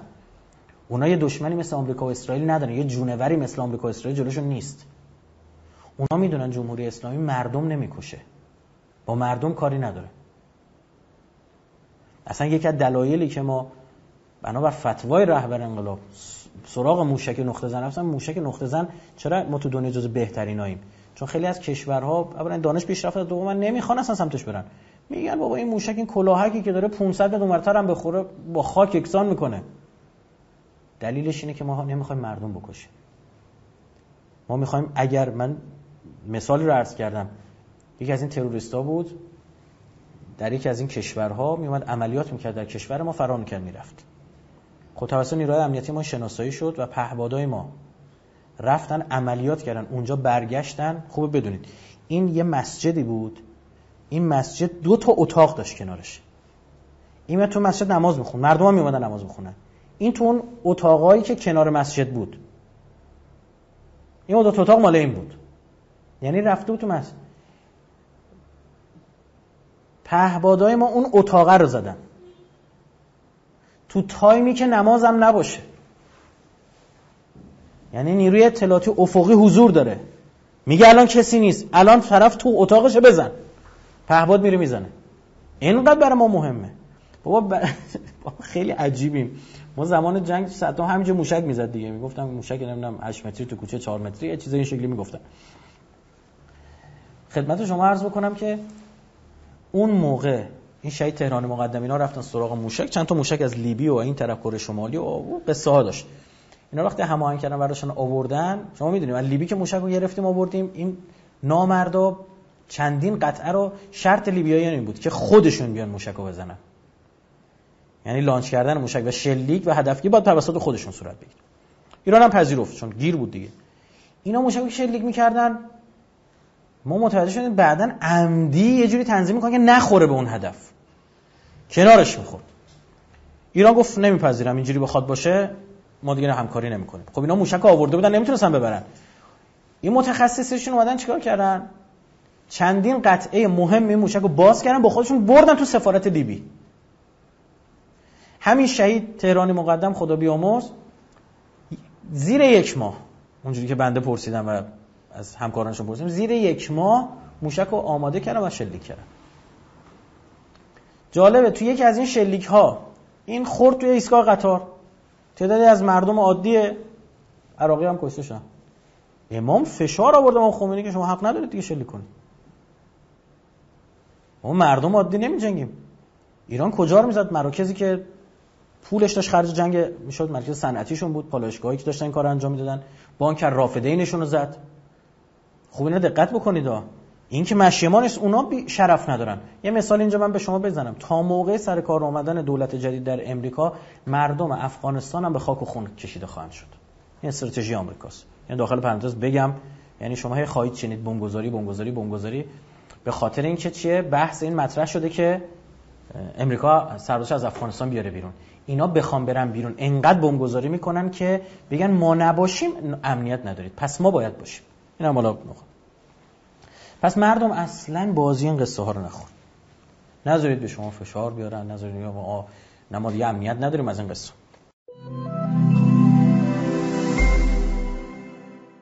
اینکه حالا یه خورده راجع به نقاط ضعفمون صحبت بکنیم. ببین اولا اینکه ما روایت اول من نمیدونم چند بار باید دست بدیم.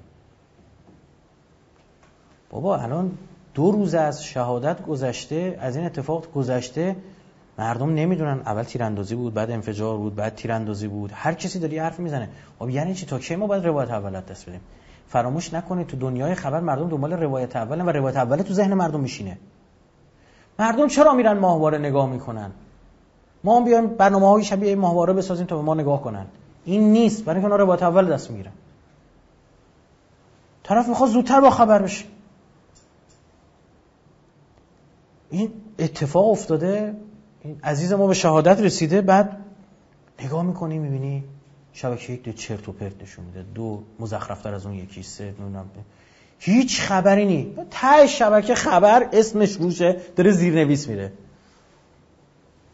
شاید محسن فخریزاده به شهادت رسید. خب اینه که تو کانالای تلگرامی و واتساپ و همه جا گرفته.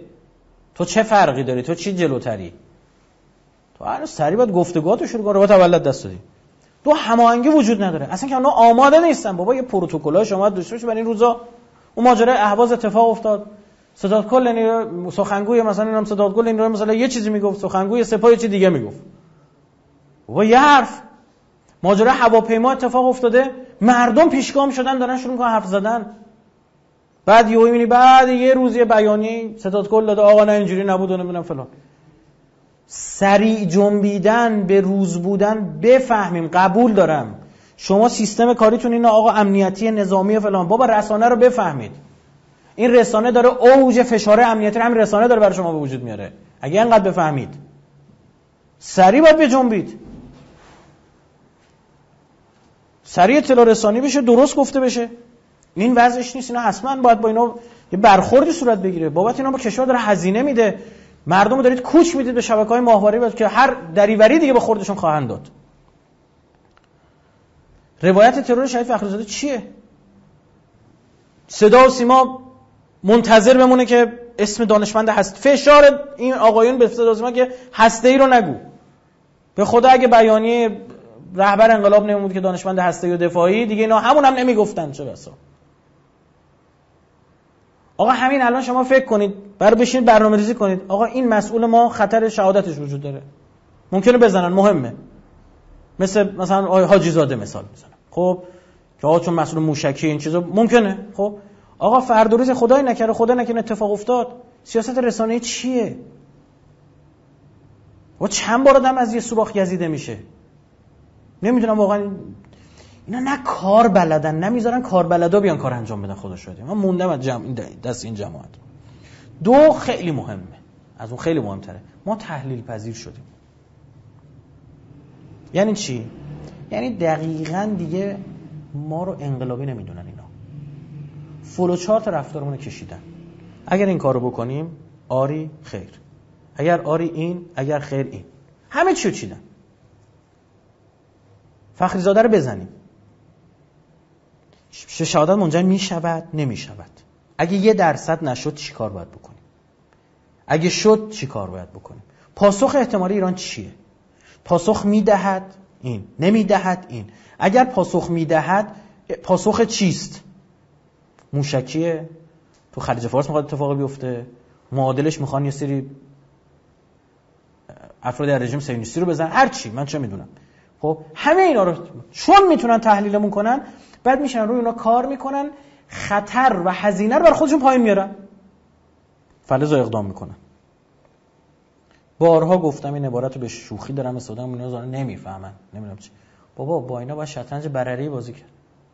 اگه تحلیل پذیر بشی تا 7 تا 8 تا حرکت شما رو بفهمید چی دیگه، باید لنگ دمپاری بزنی وسطش. شما فکر کردی این ترامپ چرا داره خودش دیوونه نشون میده؟ چون میخواد به تو برسونه که تحلیل پذیر نیست. شما نمیتونی تحلیلش کنی، قابل پیش بینی نیست. میخواد این قماربازه، این نونش از گمبلینگ در میاره. خب این قماربازه، این بازی پوکر انجام میداده، میدونه باید بلوف بزنه. مگه این همون کسی نبود که میگفت اگر پاسخ بدید 52 تا نقطه رو در ایران میزنیم، از حرم امام رضا و بیت رهبری گرفته تا 33 پلتون رو؟ مگه نمیگفت؟ چه نزد؟ دیگه بلوف بود. عمدی. من برای همین میگم اینا دارن آقا این دیوونه است ببخشید بزنید، نه اصلا بخشی از بازیشونه، بخشی از این پازله. ما تحلیل پذیر شدیم برای اینا. حتی بنده معتقدم بدترین اتفاق افتاده. یعنی چی؟ یعنی به واسطه این تحلیل پذیری و پیش بینی پذیری ما دارن یه سری انقلابی‌ها هم کنترل میکنن. یعنی اینا به واسطه ما دارن یمنی‌ها هم کنترل میکنن. آقا چیکار دارید یمنی‌ها رو آزاد؟ الان راهکار میخواد یمنی‌ها رو آزاد بذارید هر جوری دوست دارن با اماراتی‌ها، با سعودی‌ها، با اسرائیلیا تا کنن. به من و تو چه؟ ما رو که نمیذارن چیزی براشون برسونیم. کاری نداشته باشید آقا. راهکار همینه. آقایون مسئول. یمنی‌ها رو آزاد بذارید. به من و شما هیچ ربطی نداره. اینا به هر جا دلشون میخواد موشک بزنن. به من و شما چه؟ بذارید موشکاشون رو بزنن، بعدن اینا خودشون میان گریه‌زاری دم دست شما تو رو قرآن بیاد به یمنی‌ها بگید کمتر ما رو بزنن. مگه نبود تو لبنان گر از این امریکایی‌ها چیز میگرفتن؟ از این صهیونیست‌ها گروگان میگرفتن زمان جنگ‌های داخلیشون. اوایل انقلاب ما بود، زمان جنگ بود. هر روز این آمریکایی گردنشون کرد جلوی ما که تو رو خدا بیاید بگید اینا رو آزاد بکنن. این هاشمی رفت نشست با اینا باشه ما میگیم آزاد کن. عوضش چی میدی؟ کلا سرش گذاشتن. خلف وعده کردن. اصلا بیس شروع مذاکرات مکفارین سر آزادی گروگانای آمریکاییه دیگه تو لبنان. شما دارن به واسطه ما که پیش بینی پذیر شدیم هیچ، به واسطه ما دارن اون غیر قابل پیش بینی ها رو هم اون انقلابی‌ها رو دارن کنترل میکنن. اولین کار آقا همینه. ما دیگه با یمن کاری نداریم. بذارید خودشون کارشون رو انجام بدن. ما با این گروه‌هایی که در عراق هستن و از حضور قاتلان شهید ابو مهدی مهندس ناراحتن دیگه کاری نداریم. خودشون میدونن. اما حرف ما رو گوش نمیکنه آقا. عراقی‌ها یه روحیاتی دارن. حرف گوش نمیکنن. به ما ربطی نداره. خودتون میدونید اینا. ولتون هم نمیکنن. عرب یه نفر ازش بکشی یه عشیره رو به جنگ میاره. این خلق ایناست. هنوز پرچم سرخ بالا سر حرم ابا عبدالله، پرچم سرخ در نماد شناسی عربی سر قبر اگه زدن یعنی خونخواهی صورت نگرفت. این معنی داره. این پالس باید فرستاده بشه. دارید چیکار میکنید؟ پیش بینی پذیر شدید. خیالشون راحته. مطمئن بودن از برجام بیرون نمیایم. میدونستن یه مش استغفر یک سری انسان بزرگوار آمریکا هم بره میگن با اروپا نگه می‌داره، اروپا هم برن یا تنهایی جلو پرچم خودمون وای میسه از اون لبخندای خوشگلش میزنه و میگه برجام خودمون با خودمون نگه می‌داریم. من اول اینو برای شوخی تو سخنرانیام میگفتم. خدا وکیلی چند وقت پیش دیدم یکی تحلیلگراشون داره میگه ایران حتی که اروپا هم رفت بیرون باید برجام خودش با خودش نگه داره. اینا رسما رد دادن. یعنی این خطر باید یه فکر بارش بشه. مورد سوم، آقایان سالها پیش مگه اولمرت نگفته بود؟ مگه نتانیاهو اسم نبرده بود؟ مگه FDD رسما اعلام نکرده بود؟ توصیه FDD 10 شهریور 99، 10 شهریور نه آذر، 20 روز تا مهر، 1 ماه مهر، 1 ماه آبان، این 60 روز اون 70 روز، آذرم حساب بکنید. 70-80 روز قبل اینا این حرفو زدن که چی؟ در حالی که آژانس انرژی اتمی وظیفه خودشو داره دنبال میکنه، داره کار خودشو انجام میده، سرویس های اطلاعاتی امریکا و اسرائیل و دیگر قدرت های غربی و اروپایی باید به تلاش های مخفیانه برای جلوگیری از برنامه هسته‌ای غیر قانونی ایران و فعالیت های هسته‌ای ادامه دهند. رسما گفته بود بعد اینا رو بزن. حالا گزارش کامل‌ترش جلوتر میخونم. اصلی ترین نکته تو اینجا 2 تا گزینه است. 1 میدونن این آقایون صبر استراتژیک دارن. یعنی میدونن بی عمل ایران. 2 میدونن این ایران منتظر آقایون دولتی در ما این ستاد انتخاباتی بایدن در ایران. لیبرالای ما منتظرن رئیس جمهور بعد ایران بیاد. و اینا میدونن. عنوان گزارش اینه: مقابله با ایران قبل از انتخابات نوامبر.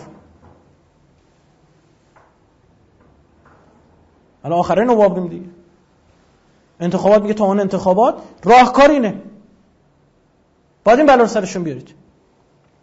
تایمز اسرائیل 6 روز قبل 21 نوامبر میگه 6 روز قبل از شهادت میگه بخش هسته‌ای هدف اصلیه. در ضمن بدونید ایران واکنش هم نشون نمیده. چرا؟ چون میشناسه دولت ما رو. شورای آتلانتیک گفته، دموکرات‌ها همه دعوت به صبر استراتژیک میکنن.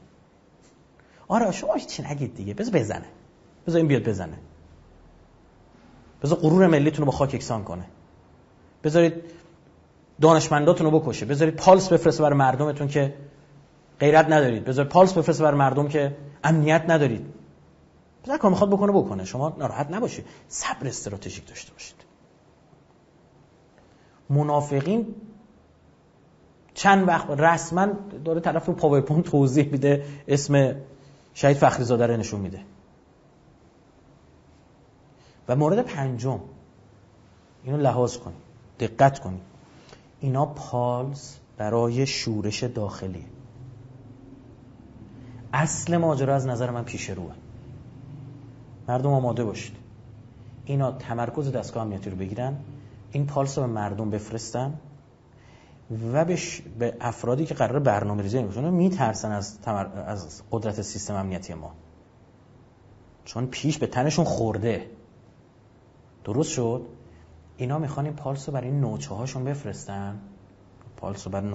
بفرستن، که نگران نباشید. ببین سیستم امنیتیشون تسلط نداره، عمدن این فرد انتخاب میشه، این عزیز انتخاب میشه برای زدن. این پیام اصل ماجرا اینجاست از نظر من. اینا دنبال این اتفاقن که یعنی یه جوری با آشوب بکشن، چون میدونن اینا که صبر استراتژیک دارن، آقایون لیبرال در مملکت ما، اونا هم اونورم یه خر دیوانه‌ای به اسم ترامپ داره پوکر بازی میکنه با ما. پس تا اومدن بایدن اینا این فرصت از دست دادن. حالا در مورد بایدن هم صحبت میکنم که برجام چی میشه. این خیلی مهم. تو جمهوری اسلامی ایران باورتون نمیشه، سریال ساختن تو مملکت خودم، سریال ساختن. تو سریال نویسنده محترم سریال یحتمل، چون دیالوگو از روی فیلمنامه میخونن، آموزش ضد بازجویی، ضد تعقیب میداد. خانمه نشسته بود بازجویی میشد، بازجو نشسته بود جلوش، صوتشو گذاشت که شنود کرده بودن. گفت داشتی چیکار می‌کردی؟ گفت صوت که سند نیست. بعد اومد ادامه داد، گفت راجع فانتزیام داشتم صحبت میکردم. این چرا؟ این یک آموزش عمومی است. ببین تو توسط دولت، حداقل ما بگیم عمدی هم نیست، گاف بزرگه. ماها فقط کافیه انتقاد کنیم، 100 سال صدا سیما را نمیدید. بعد طرف یه همچین کاری میکنه، چی؟ عزیز دردونه آقای میر باقری بوده، معاونت سیما، اینا برداشتن آوردن. بعد من خدا شاهده نمیدونستم، من رفتم خونه همینجوری داشتم، بچه‌ها داشتن سریال نگاه میکردن، منم مثلا همینجوری گفتم خدا این سریال چه این شکلیه؟ یعنی 3-4 قسمتش هم بیشتر ندیدم. من حساس شدم. یه روز اون بخشو که دیدم اومدم فرداش دفتر کل تلویزیون گرفتم نگاه کردم، دیدم یا خدا قشنگ این ضد امنیتی و ضد اطلاعاتی اینا همینجوری، من نمیدونم این نمیفهمید اینا رو دارید نگاه میکنید. بعد برام سوال شد، رفتم ببینم کی اینو نوشته. وقتی فهمیدم کی اینو نوشته تازه فهمیدم او ماجرا چیز دیگه است. کی نوشته بود؟ نویسنده این سریال کسی بود که زمان دانشجویش دانشگاه امیرکبیر به خاطر توهین به امام زمان تو نشریه، میگفتیم زمان تو نشریه دانشگاه به امام زمان توهین می‌کرد، همیشون بود. به خاطر توهین به امام زمان حکم ارتدادش رو بعد از مراجعه دادن، گفتم بعد اعدام شه. همین آدم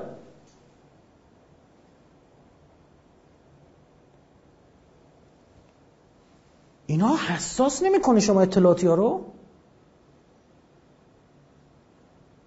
دنبال زیر بغل مار دارید میگردید؟ از هر من الشمس داره توسط تلویزیون خودمون داره اتفاقات میفته. آموزش ضد بازجویی، آموزش ضد تعقیب، سیم کارت عوض کن، سیم کارت عوض می‌کنی گوشی حتما عوض کنه، دیوایس باید عوض شه، نمیدونم چی همه چی داره آموزش میده.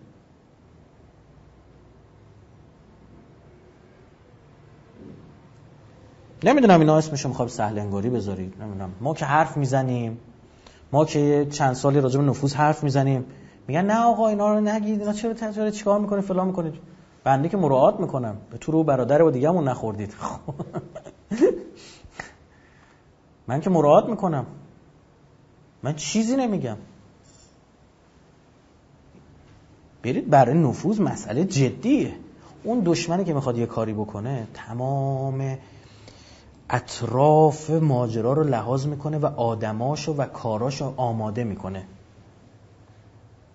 برید نگاه کنید ببینید. بنده اون موقع اشتباه کنم توییت هم زدم، گفتم من مجموع این اتفاقات میگم ما شورش در پیش داریم که خورد به ماجرای بنزین. خب از کجا؟ از همین رصد عمومی عزیز من، رصد عمومیه. اطلاعات پنهان نمیخواد. قشنگ شما میفهمی میبینی یه عده‌ای عمدن دارن یه کاری میکنن مردم آسیشن، میفهمی دیگه. ولی میگه دلیل این اتفاق چیه؟ خب اینو مثلا پنهان کنید. اصلا بعضی از مسئولین مثلا میان عمدن یه حرفایی میزنن مردم آتیش بگیرن. متوجهید؟ خب آقا حداقل اینو نگو. ببین ما تشنیم، حداقل جلومون آب نخور. درست؟ وقتی تو مثلا مردم تحت فشار اقتصادی ویژه، بعد اوضاع اقتصادی کشور خراب، میاد طرف در مدح اقتصاد ایران صحبت میکنه. اینا یعنی چی؟ چقدر از این سهل انگاری باید اتفاق بیفته؟ آقا چیکار کن؟ مردم دعا کنید، مردم دعا کنید. خب آتیش میزنه مردم این حرفا. رسانه‌هاشون هم قوی ان. تو ما این حرفا میزنیم، من فردا اینا منتظرم باز کلیپ تقطیع کنن. رایفی پور اینجوری گفته، راه اونجوری گفته. بگید بابا با جلسه قبلی گفتم من تازه این جماعت کنترل میکنم بچه‌ها رو، من نباشم که اینا پدر جدتون میان جلوی چشم اینا انقلابی ان. و اما و بنده خدا امام قلی خان خونده بود و اما مغلی خان، حالا و اما برجام. اولا اینکه من با توجه به حرفایی که زدم، اما اینکه بگیم غرب همشو یه شکل ببینیم، نه، با این مخالفم. بله بین جمهوری خواها و دموکرات‌ها تفاوته، بین اروپایی و آمریکایی‌ها تفاوته، اینو میفهمم. بین اسرائیلیا درخواستشون از ما متفاوته، اینو الان نمیگم، بارها گفتم. اینا میشه اون بخش تاکتیکی. نکته دارم سرش. نه تو راهبردا زدن انقلاب، راهبردا تجزیه ایران، همشون مشترک. اما تو تاکتیکا، راهبردا یه سری چیزا برای یه مهمه، یه سری نیست. یه جای اینا اتفاق نظر، جای اختلاف نظر داره. ما بچه شیعه همه میبینیم خیلی مقلد یه مرجع، تقریبا صبح تا شب داریم با هم دعوا میکنیم. همین آقایونی که بهشون میگن ارزشی، نگاه کنید تیکه پاره دارن میکنن. میگم من یه توییت آماده کرده بودم، گذاشته بودم تو درفتم یه روزی بزنم اینو، بعد دیگه پرید دیگه. خب حالا همینجا میگم برادر ارزشی چرا برادر کشی؟ خب واقعا اینو صبح تا شب دارن هم دیگه تیکه پاره میکنن. فکر می‌کنم بین اینا اختلافات نیست؟ هست. باید بین اختلافات ما دامن بزنیم. بله، اللهم اشغل الظالمین بالظالمین، یعنی همین. شما از این طرف میگی ببین خوب دقت کنید اون لحاظ بشه. حالا میخوام حرف مهم بزنم. شما از این طرف میگی اللهم اشبع کل جائع، خدا همه گرسنه رو سیر کن. اللهم اکس کل عریان، خدایا برهنه رو بپوشون. اما خودمونم بلند میشیم میریم چیکار میکنیم؟ یه غذایی میدیم به یه گرسنه، لباس میرسونیم، دیوار مهربانی میزنیم. اما چرا اللهم اشغل الظالمین بالظالمین کار نمیکنیم؟ خب اینجا یه وسیله میخواد. بله باید هنرمندانه جوری عمل کرد که اینا تو اختلاف بمونن. اینو من قبول دارم. منتها ببین مثال میزنم برای شما. مثلا امریکایی‌ها فهمشون اینه که اگه با ایران ارتباط بگیرن میتونن ایران رو استحاله کنن و ایران از بین ببرن. اینا اعتقادشون بر اینه هر روزی بتونن سفارتشون تو ایران بزنن کارشون پیش رفته. خب اینا مثل دو تا تکواندوکار که هم دیگر بغل میکنن، میگن که ایران مثل رقیب تکواندوکار ما که وقتی به هم نزدیک بشیم من باید هم دیگر باید بغلش کنم که نتونه لغت بهم بزنه، نگهش دارم که لغت نزنه. درست شد؟ اما اسرائیلیا کاملا برعکس. اسرائیلیا شدیداً دنبال اینن که یک، به هیچ وجه ایران ارتباط خاص بین المللی ویژه‌ای با دنیا نتونه بگیره. دو، چهره کریه از انقلاب مخابره. من قتل زنجیری کار اسرائیلی میدونم، نه امریکایی. دقیقاً همون موقع هم مادلین آلبرایت پیغام فرستاده میخواست با ایران ارتباط برقرار کنه که این قصه ها رو درست کردن. روابط ما رو با آلمان با میکونوس خراب کردن. شاید اون کسی کاری هم انجام بده اما نمیدونه تو پازل نفوذه. نمیدونه اون رئیسش که داره بهش دستور میده این عملیات باید انجام بشه نفوذیه، چه بسا تصمیم سازی میکنن. نمیدونن اون مشاورینی که به اون رئیسه چه بسا دارن براش طراحی میکنن تصمیم سازی میکنن. برداشتن موشک انداز برداشتن بردن، خمپاره برداشتن بردن بندر آنتروپ. هی میخواستن خراب کنن. مستحضرید؟ اینم اسرائیل دنبال اینه. مثلا به محض اینکه پای توریستا تو کشور ما زیاد باز میشه، خب شروع کردن اومدن، یا شما میبینید اسیدپاشی صورت میگیره تو اصفهان. چرا تو تهران نه؟ بعد انداختن گردن چی؟ گردن بچهای مذهبی. این کار اسرائیلیه. چون دیدن این توریستا میان توی ایران، میرن تو صفحه‌های فیسبوکشون میگن آقا یه عمر به ما دروغ گفتن. امن‌ترین کشور، ارزون‌ترین کشور، مهربون‌ترین مردم، دیدنی‌ترین جاها تو ایران. خب برای اینکه این کار بکنه کجا باید انتخاب بشه؟ اصفهان. اگه اسیدپاشی بود تهران، تیپ تهرانیا بدتر یا مثلا اصفهانیا؟ مستحضرید؟ اسیدپاشی اسرائیلی بود. اینا این کار رو انجام میدن. هر جا دیدید یک کاری داره صورت میگه که چهره کریه از انقلاب صادر بشه. میگم دیگه شما خود دانشجوها رو بکشی، خب عادی بکش. چرا تیکه تیکش میکنی؟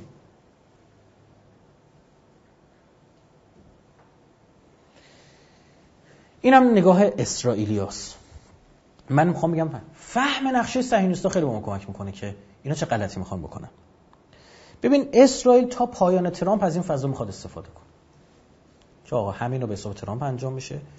اون CIA، اون صهیونیستایی که تو امریکا هم هستن، بهترین فرصت براشون فراهم شد که آقا هی یه کاری بکنن موجب واکنش ایران بشه. مثلا امریکایی‌ها بیان برخی از مثلا مراکز هسته‌ای ما رو بمباران کنن.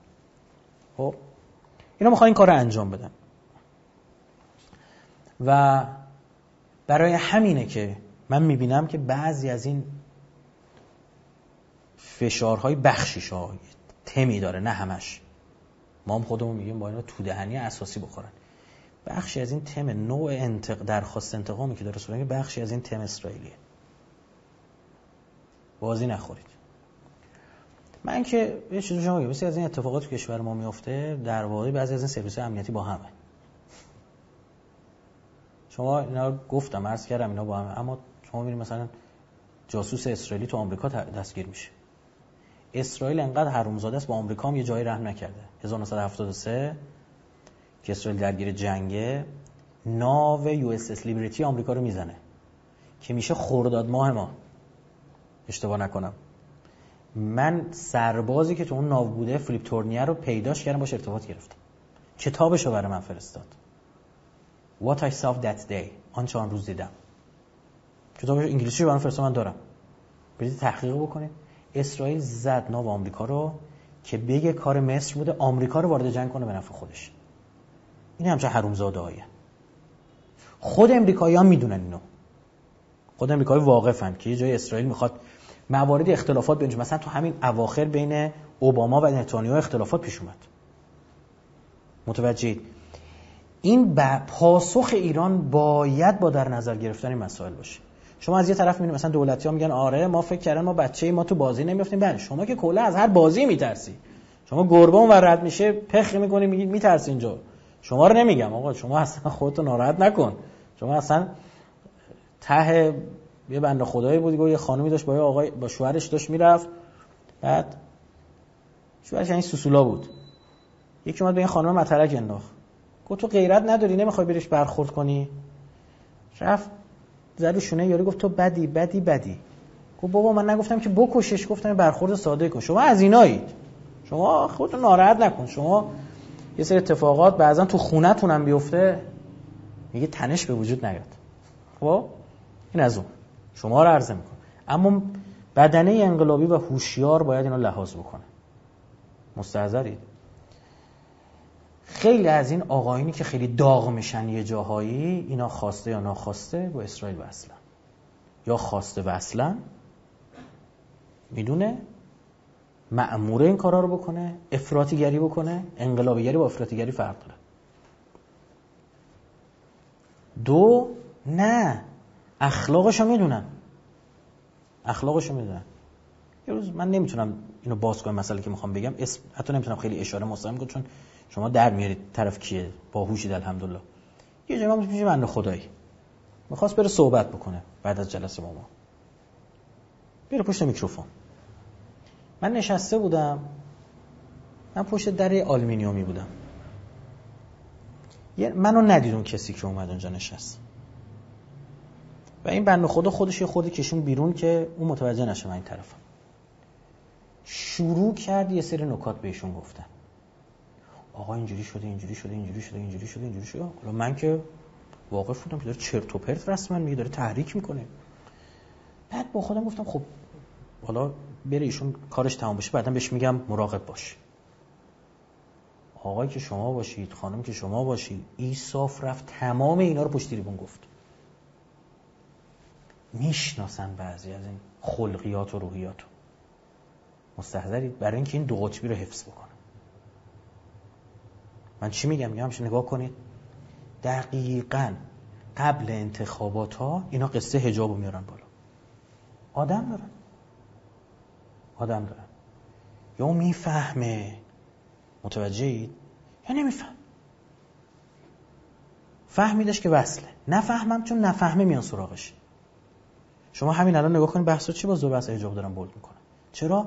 شما این بیورزا فقط با همین میتونن رای بیارن، با همین بحثا اقتصاد مملکت رو به گند کشیدن، آبرو برای کشور نذاشتن بمونه. درست شد؟ هوشیار باشید. همیشه همین موقع سر کله‌شون پیدا میشه. نکته که برجامی هم آقایون اگه میخوان برن، همیشه اینا که میرن مذاکره میکنن با دستاورده اون شهدا میرن. اگه احمدی روشن، شهریاری، علی محمدی امثالم نبود، اگه هزاران سانتریفیوژی که ما ساخته بودیم نبود، اینا با چی میخواستن برن مذاکره کنن؟ چی داشتن بزن رو میز برای ارائه؟ اگه شهدای موشکی ما نبودن مثل شهید تهران مقدم و دیگر عزیزانی که شهید شدن و شما اسمشون رو نمیدونید، اینا کجا میخوان برن بشن حرف بزنن؟ اینا هیچی هم ندارن. یعنی با سرمایه‌ای که یک کسی دیگه براشون درست کرده، اصلا دولت قبل هسته‌ای کرد، اینا بلند شدن رفتن باش مذاکره کردن. خب تو خودت چی داشتی بری بگی؟ تو که بلد بودی، تونستی با حرف زدن چیزا اونو بکنی. داداش تو هیچ که نکردی، کل این طرفم که دادی رفت. درست شد؟ این نکته در لحاظ. ببینید بیشترین نظام بازرسی در طول تاریخ بازرسی ها بر ما بود. گفتم آقای ظریف میگه 92% فعالیت بازرسی آژانس مختص به ایران. آقای ظریف توییت زد. غریب آبادی نماینده ایران تو آژانس میگه آمانو مدیر کل سابق آژانس 3 بار به خود من گفت. غریب آبادی میگه، من که نمیگم، برید سرچ کنید. قوی ترین رژیم راستی آزمایی آژانس تحت برجام برای ایران اجرا شد. و ما خیلی تمایل داریم که این مدلی که پایلوت در ایران اجرا کردیم و برای بقیه کشوران ببریم انجامه. میگه من همون موقع برداشتم با آقای آمانو گفتم که من باید تو رو ناامید کنم. گفت چرا؟ گفتم هیچ کشوری مثل ایران قبول نخواهد کرد که اینجوری شما برید هر جایی رو سرک بکشید و تو این سطح همکاری داشته باشید. آنتونی بلینکن که قراره وزیر امور خارجه آقای بایدن باشه، ببین چی میگه. اینو مهر زده بود، خرگوزه مهر، برید ببینید. میگه که در مورد برجام بنیامین نتانیاهو نخست وزیر اسرائیل با جوامع اطلاعاتی و امنیتی اسرائیل اختلاف نظر دارد. نتانیاهو معتقد است برجام یک اشتباه تاریخی است. میگم دیگه اسرائیل همیشه از هر گونه ارتباط ایران میترسه، اما جوامع اطلاعاتی و امنیتی اسرائیل نظر متفاوتی دارن. میگن درسته اینجا میخواد یه رابطه برقرار شه، اما ما با آمریکایی‌ها هماهنگیم. آمریکایی کوفتم نمیخوان به ایران بدن، فقط به بهانه ارتباط قرار جووناشون رو به خاک سیاه بنشونن، قرار سبک زندگی امریکایی منتقل بشه، قرار جامعه ایرانی وسترنیزه بشه، قرار این اتفاق بیفته. خیالت راحت باشه آقای نتانیاهو. مارک دوبوویتس مدیر FDD بنیاد دفاع از دموکراسی تو واشنگتن، همین اخیراً دیروز گفت در پاسخ به ترور شهید فخریزاده، میگه زمان زیادی برای آمریکا و اسرائیل مانده تا آسیب سختی به ایران وارد و اهرم فشاری برای دولت بایدن ایجاد کنه. قشنگ رسما داره میگه اصلا ما داریم کار میکنیم که بایدن بیاد برداشت کنه. اینا نگن بایدن یه چیز دیگه است، کسی دیگه است. اینا دارن کار میکنن بایدن بشه پلیس خوب، اینا پلیس بد باشن. دو تا پلیس هم، یعنی که بازجویی کنن، یکی ما میاد پدرتو در میارم میندازم زندان، یکی میگه آقا باش بد اخلاق خودش حرف میزنه بچه خوبیه. بایدن قرار پلیس خوبه. من نمیگم، چون اگه من بگم شما میگید تحلیل خودته، بیا با حرفای طرف راست. خب این آقای دوبوویتس کیه؟ ایشون همونی که اون مقاله که گفتم انتشار دادن که شما باید قدرت هستی ایران رو به گوش کنید. نکته جالب ماجرا چیه؟ آیا آشنا مرکز تحقیقات استراتژیک ریاست جمهوری یه گزارش میده، اون گزارش رو جسارتا منم دیدم، حالا ببخشید دیگه به دست ما رسیده. جمهوری اسلامی در صورت بازگشت تحریم‌های شورای امنیت تا مشخص شدن نتیجه انتخابات آمریکا باید صبر استراتژیک کنه. اونا هم اینو میدونن ها، متوجهید؟ یعنی من که میدونم تو یه جلسه بوده و 40 نفر نشستن گفتش. دو تا مسئله، یک اشراف اطلاعاتی حاصل از بازرسی‌های بی سابقه. 92% بازرسی‌ها فقط برای یک کشور ایران، 8% برای کل دنیا. اشراف اطلاعاتی به وجود آورد که قشنگ فهمیدن چجوری خرابکاریتون نتن صورت میگیره. رفتن دیدن دونه دونه این لوله کشی‌ها رو، کارها رو، سالونا رو، لابی‌ها رو، همه رو دیدن. متر کردن، نشستن، دستگاه زدن. درست شد؟ مثل زمانی که شما دقت کنید قبل از حمله آمریکا به عراق یا هانس فیلیکس رو فرستادن تو عراق بره بررسی کنه سلاح کشتار جمعی دارن یا ندارن. تمام سوراخ سنبه‌های عراق که درآوردن بعد حمله کرد. چون ابهام امنیت میاره عزیز من. این ابهام استراتژیک، نکنه ایران یه جایی داره ما خبر نداریم. این نگرانشون میکنه. وقتی خیالشون راحت شد، کلیر شد، شفاف شد، ما خیلی جالبه برای مردم خودمون عدم شفافیت داریم، برای دشمنانمون توفیها خالدونه. خیلی جاها رو اونا خبر دارن. متن برجام اونا خبر داشتن، ما نامحرم بودیم. همه چی این شکلی بوده دیگه. الان میگن آقا تو بیا اطلاعات مالی بانکامون هم بدیم به اونا.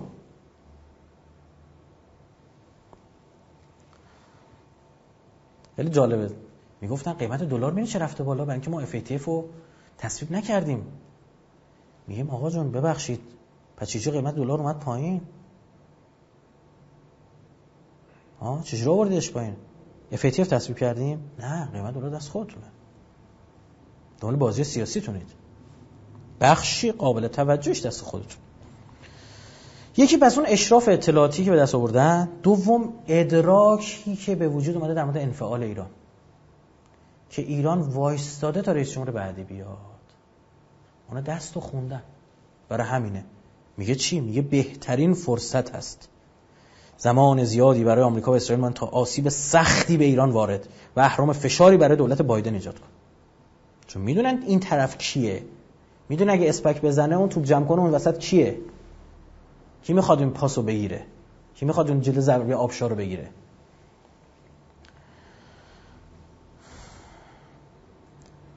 جیکوب نایجل، مشاور ارشد دستیار در واقع امنیتی نتانیاهو تا سال 95-96 که بود حالا، و خود همین آقای مارک دوبوویتس 31 آگوست 2020 مقاله منتشر میشه، 10 شهریور 99 که گفتم، مقابله با ایران قبل از انتخابات نوامبر. توصیه‌هایی رو میده. توصیه‌ها چیه؟ توصیه‌های مبنی بر خرابکاری و اخلال در تأسیسات هسته‌ای، یک، زیرساخت‌های موشکی و نظامی ایران، به سرویس‌های اطلاعاتی آمریکا و اسرائیل میده. مقاله‌اش هست، برید بخونید. این که دارم میگم اطلاعات آشکاره، دم دستتونه. تو توصیه به سازمان‌های اطلاعاتی کشورهای غربی چی میگه؟ میگه در حالی که آژانس انرژی اتمی وظیفه خود را دنبال می‌کند، سرویس‌های اطلاعاتی ایالات متحده، اسرائیل و دیگر قدرت‌های غربی باید به تلاش مخفیانه برای جلوگیری از برنامه هسته‌ای غیرقانونی ایران و فعالیت هسته‌ای ادامه دهند. رسما و فعالیت هسته‌ای ایران ادامه دهند. صراحتاً عنوان می‌کنه ایالات متحده، اسرائیل و دیگر کشورهایی که احتمالاً درگیران هستند باید به ضربه زدن به تأسیسات هسته‌ای ایران، زیرساخت‌های موشکی و نظامی ایران و همچنین نیروهای ایرانی و نیابتی در منطقه ادامه دهند. بعد وقتی که چیکار باید بکنه؟ رسما داره داد میزنه که اینا رسما همه چی گفتن.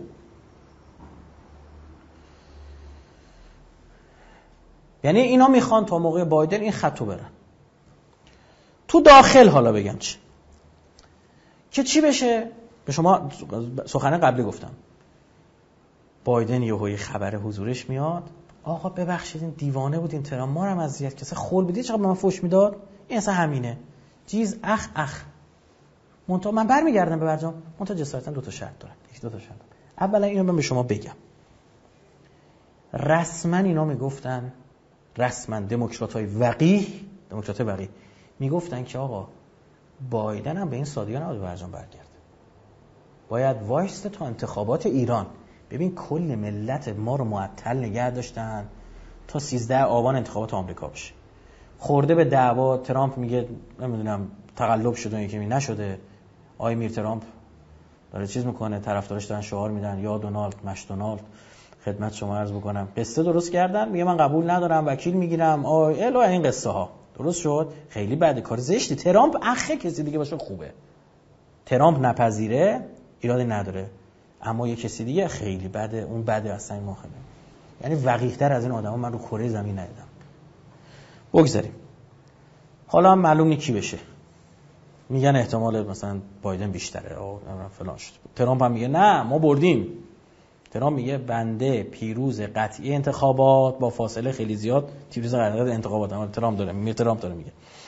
خدمت شما عرض بکنم که آی بایدن وقتی به چه اتفاق اینو می‌خواستم بگم، این که نگفتن اصلا برجام که نباید به این سادگی بره، یعنی کلی ملت تا 13 آبان الاف، از 13 آبان تا الانم لنگ در هوا مونده که چه قصه میخواد بشه و چی، اینم که تا اینجا.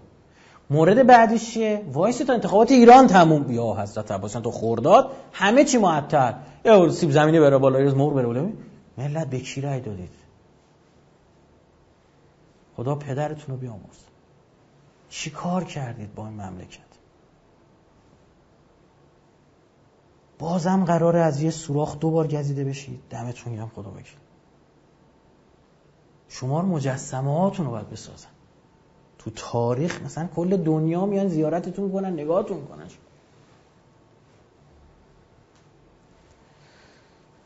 اینا میگفتن چی؟ میگفتن که بعد بایدن هم بخواد بیاد میرسه. چی شد؟ آقایون دولتی خبر اون قرارداد بلند مدت با چین رو زودتر سوزوندن که ببین آقای آمریکا نیای ما داریم بیم با شرق ببندیم و با چین ببندیم. این باعث شد که دموکرات‌ها بگن که چی؟ ما به محض پیروزی برمیگردیم توی برجام. اونتا برجام اینه چی میگن؟ میگن برجام آپدیت شده و اصلاح شده. برجام آپدیت شده یعنی چی؟ یعنی 2-3 تا دیگر هم باید بپذیر من برمیگردم تو برجام. بایدن که بیاد 2-3 تا کار سوری و تشریفاتی و این کار قشنگ انجام میده. مثلا الان آقای ظریف محصور تو آمریکا که میره سازمان، فقط یه خیابون حق داره راه بره. جلوتر بخواد بره پلیس جلوشو میگیره میزنه تو سینه‌اش. میگه نگاه کن این خیابون تا تعمیری فکر کنم 800 متره. یه بار من با گوگل ارث نگاه کردم یا موقع توییت هم زدم. یادم چقدر 800 900 متره. این خیابون میری پسر خوب میچرخی دوباره برمیگردی. درست شد؟ مثلا میگن اجازه میدیم آقای ظریف تو نیویورک بچرخه. مردم این پیروزی رو بهتون تبریک عرض میکنه. 2 تحریم‌های ظریف رو برمیداریم. اوه چی؟ یعنی ظریف اگه حساب داره خارج ما کاریش نداریم. مردم وزیر و مار خارجتون 4 تا این چیزای سوری و جنگولک بازی. بعد اینا هم رسانه‌هاشون قوی، آی مردم دیدی تحریم‌ها. همون موقع عرض کردم دیگه چیه؟ با 100 میلیون دلارا رو بریز توی خیابون، سبز میدون شروع کن. کانال تلگرام هم که دست همین آقایونه. رفتن همه رو خریدن. من مطلع دارم بهتون میگم شما کانال اسم نمیخوام ببرم، کانال اینترتینمنت 1 میلیونی میبینی، سرگرمیه سیاسی کاناله، یا این اون لابه‌ها یه دونه خبر در مورد دلار میره. نه کارشون اینه.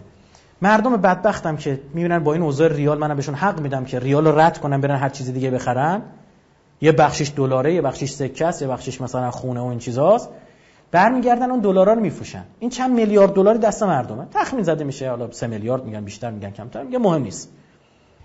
این پولو که میریزن چه اتفاقی میفته؟ ارزش دلار میاره پایین. میگن به خاطر آقامون بایدن بود. متوجه شدید؟ اینه. خب این آقاشون بایدنه. بعد چه نکته میشه؟ میگن که آقا دیدید چه اثری گذاشت؟ به این ترامپ نیستش.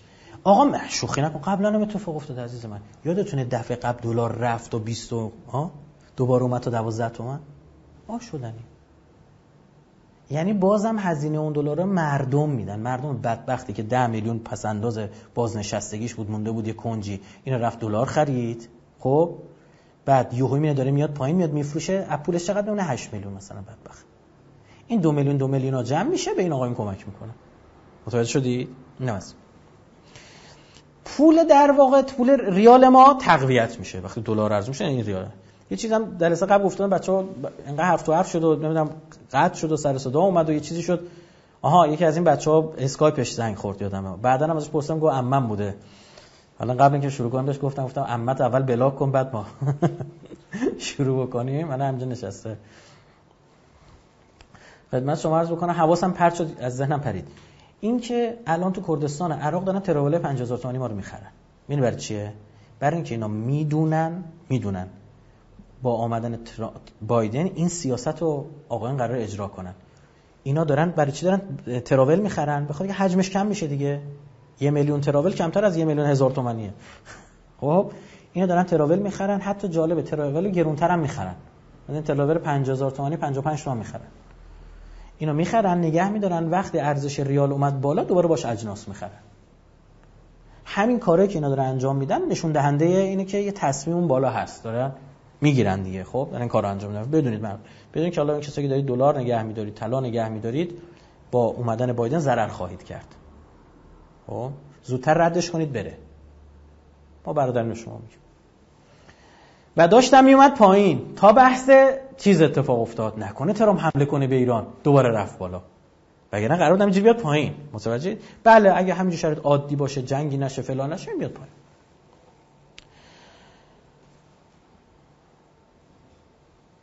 همینا خودشون به طرف آمریکایی میگفتن که تا انتخابات ریاست جمهوری ایران باید صبر کرد و یه اثری بذارید.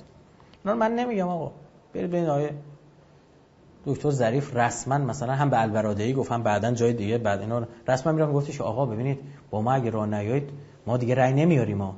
یعنی اصلا دلیل اینا اصلا بازی میکنن با سیاست خارجی و رأی آوردن تو قدرت موندن. من نمیدونم این قدرت چی داره، چی به اینا میرسه. والله عجیبه به خدا قسم. اینا آخرت و این چیزا رو من نمیفهمم. اون دنیا چجوری میخوای محاسبه کنید؟ پس اینا من نمیگم، سرچ کنید. با البرادعی میگه، بعدش باز یه چیز دیگه داره سخنرانی میکنه میگه بدونید آقا رقبای ما رأی میارن، مجلس ما میبازیم و فلان میشه. اینا راهی ظریف داره میگه. ستاد انتخاباتی دموکرات‌ها در ایران، یعنی این آقایون، بایدن میاد براشون با همون برجام آپدیت شده. حالا نکته جالبه، برجام آپدیت شده میدونی خواسته کی بود؟ ترامپ هم همینو میگفت بیاید با من مذاکره کنید، چند تا بند به برجام اضافه میکنم. خب بایدن هم همینو داره میگه. با ترامپ نمیشه مذاکره کرد چون تو قرار نیست رأی بیاری. بایدن ما خبر آمریکایی‌ها بهمون گفتن، دموکرات‌ها گفتن بایدن رأی میاد. دو حاج قاسمو زدی با تو هزینه زای ما بریم برای مردم چی جواب بدیم؟ با شما نمیتونیم مذاکره کنیم. با آقام بایدن میشه. و یه دوگانه براتون میسازن مردم. ما مرده شما زنده. یک، دوگانه جنگ و صلح. ببین اومدن و بی 52 رو آورده ها. نگاه کن. دو، گرانی مذاکره. متوجه شدین چی؟ گرانی میخواد مردم ببین گرون ها، دلار چقدره، فلان چقدره، یا بریم مذاکره کن. و مردمی که گشنه شدن، مردمی که دیگه مرغ کیلو جوجه کباب و چلو کباب قیمتش یکی شده، خب مردمی که تخم مرغ میخوان برن قیمتش میره بالا، نمیدونم چیزی میخرن، میگفت آقا چرا قیمت گوجه رفته بالا؟ گفتیم مردم دیگه چیزی دیگه نمیخورن، احتمالاً یورش بردن املت درست کنن، قیمت گوجه هم رفته بالا. خب مردمی که بلا رو سرشونه، بنده خدا میگه بابا من همین یه هفته شرمنده زن و بچه‌م نباشم ولش کن دیگه. متوجهی که اینا از آرمان‌های انقلابی دست بره. آرمان انقلابی که حالا چیه؟ دقیقاً امنیتته. فکر کردی ول میکنن؟ کی به اندازه لیبی با اینا راه آمد؟ لیبی رو تجزیه کرد. کی به اندازه صدام با اینا راه آمد؟ ببین چه بلایی سر عراق آوردن. دروغ بزرگ ایناست. لیبی همه تأسیسات هستشی گذاشت توی کشتی تقدیم کرد. بعد اومدن گفتن بعد این کار. گفت چشم آخرش شد. اصلا قذافی رو زدن. گور بابای قذافی. مردم لیبی چه حالی دارن الان؟ فکر کرد اونا ول میکنن؟ اینقدر اینا باید از هم بکشن که اسلحه بخرن. انقدر باید زیر ساختار خراب کنن. تو رو میدونی که اروپایی‌ها پول بلوکه شده میگفتن بابا قذافی پول ما رو دیگه پس بده دیگه، اصلا جمهوری اسلامی قذافی نیست، پولمون رو پس بده دست شما. گفتن نه، پول که نمیشه بهتون پس بدیم، شما باید دولت مستقر درست میکنیم، ما حالا باید کار داشته باشیم. بعد اینا به بهانه اینکه بیان اون شورش‌ها رو پایین کنن، اروپایی‌ها حمله کردن، همین فرانسوی بی‌شرف، خب همینا حمله کردن زیر ساختای لیبی رو با خاک. بابا ما با قذافی مشکل داریم، پولو چرا میزنی؟ سیلوی گندمو چرا داری میزنی؟ سدو چرا داری میزنی؟ نیروگاه برقو چرا داری میزنی؟ تو عراق چیکار کردن؟ جاده‌ها رو نزدن؟ هنوز که هنوزه عراق یا ثروتمندترین کشورهای دنیا از نظر سوخت‌های فسیلی مشکل برق داره. عادل عبدالمهدی رفیق قرارداد 14 میلیارد دلاری ببنده از آلمان‌ها و چینی‌ها بخواد بیان مشکل برق رو حل کنه، چه بلایی سرش عوضش کردن امریکایی‌ها. گفتن آها اون پولایی که اونجا داری میایم دوباره هم پول رو برات میسازیم. چند ساله؟ 10 ساله. با یه همچین حرومزاده‌ای چجوری باید تا کرد؟ خب این حرومزاده‌ها چرا این کارا برای ما نمی‌کردن؟ چون قدرت داشتیم. چون سوخت غنی شده 20%، یعنی ببین بری به اون سمت میدونی دیگه این یه بار دیگه تو چرخه قرار بگیره میشه 90 خورده درصد. اونم تو میدونی معنیش یعنی چی. دانشمندان ما رو تو این ظرفیت، ما باید تا همین ظرفیت بمونیم. لازم نیست بمب اتم بسازیم. تو همین ظرفیت خودش بازدارندگی. اینو گرفتن. قلب راکتور اتم عراقو توش سیمان ریختن. که وقتی من اون خبرش شنیدم میگه تو جان من داشتن سیمان میریختن. و دهان ما رو داشتن از سیمان پر میکردن. که مردم چه میدن؟ نه درست میشه. اون بنده خدا هست داره میرقصه اینجوری وایستاده اینجا ایستاده آی لاو یوسف دوستم ببینم کجاست الان. اون بنده خدا بود یه 1000 تومان یا $1 اینجوری بنده خدا واسه اینقدر دلم بالینا میسوزه. خب برادر چه کنیم؟ آقا جون چیکار کنیم؟ راهکارامو بگم جمع کنیم بریم خونمون. الان که دیگه فکر کنم اینجا بمونیم 9 شب راحت. 1. مطالبه جدی توسط شما مردم. رسانه‌های لیبرال و این کجوکلای داخلی نذارین بازیتون بده. زمانی به شما حمله میکنن که موشک نداشته باشی. الان داری نمیکنن. 4 جا رو ممکنه بیان تق و توقی بزنن. جنگ نه اونجوری که عراقو به خاک نمیتونن.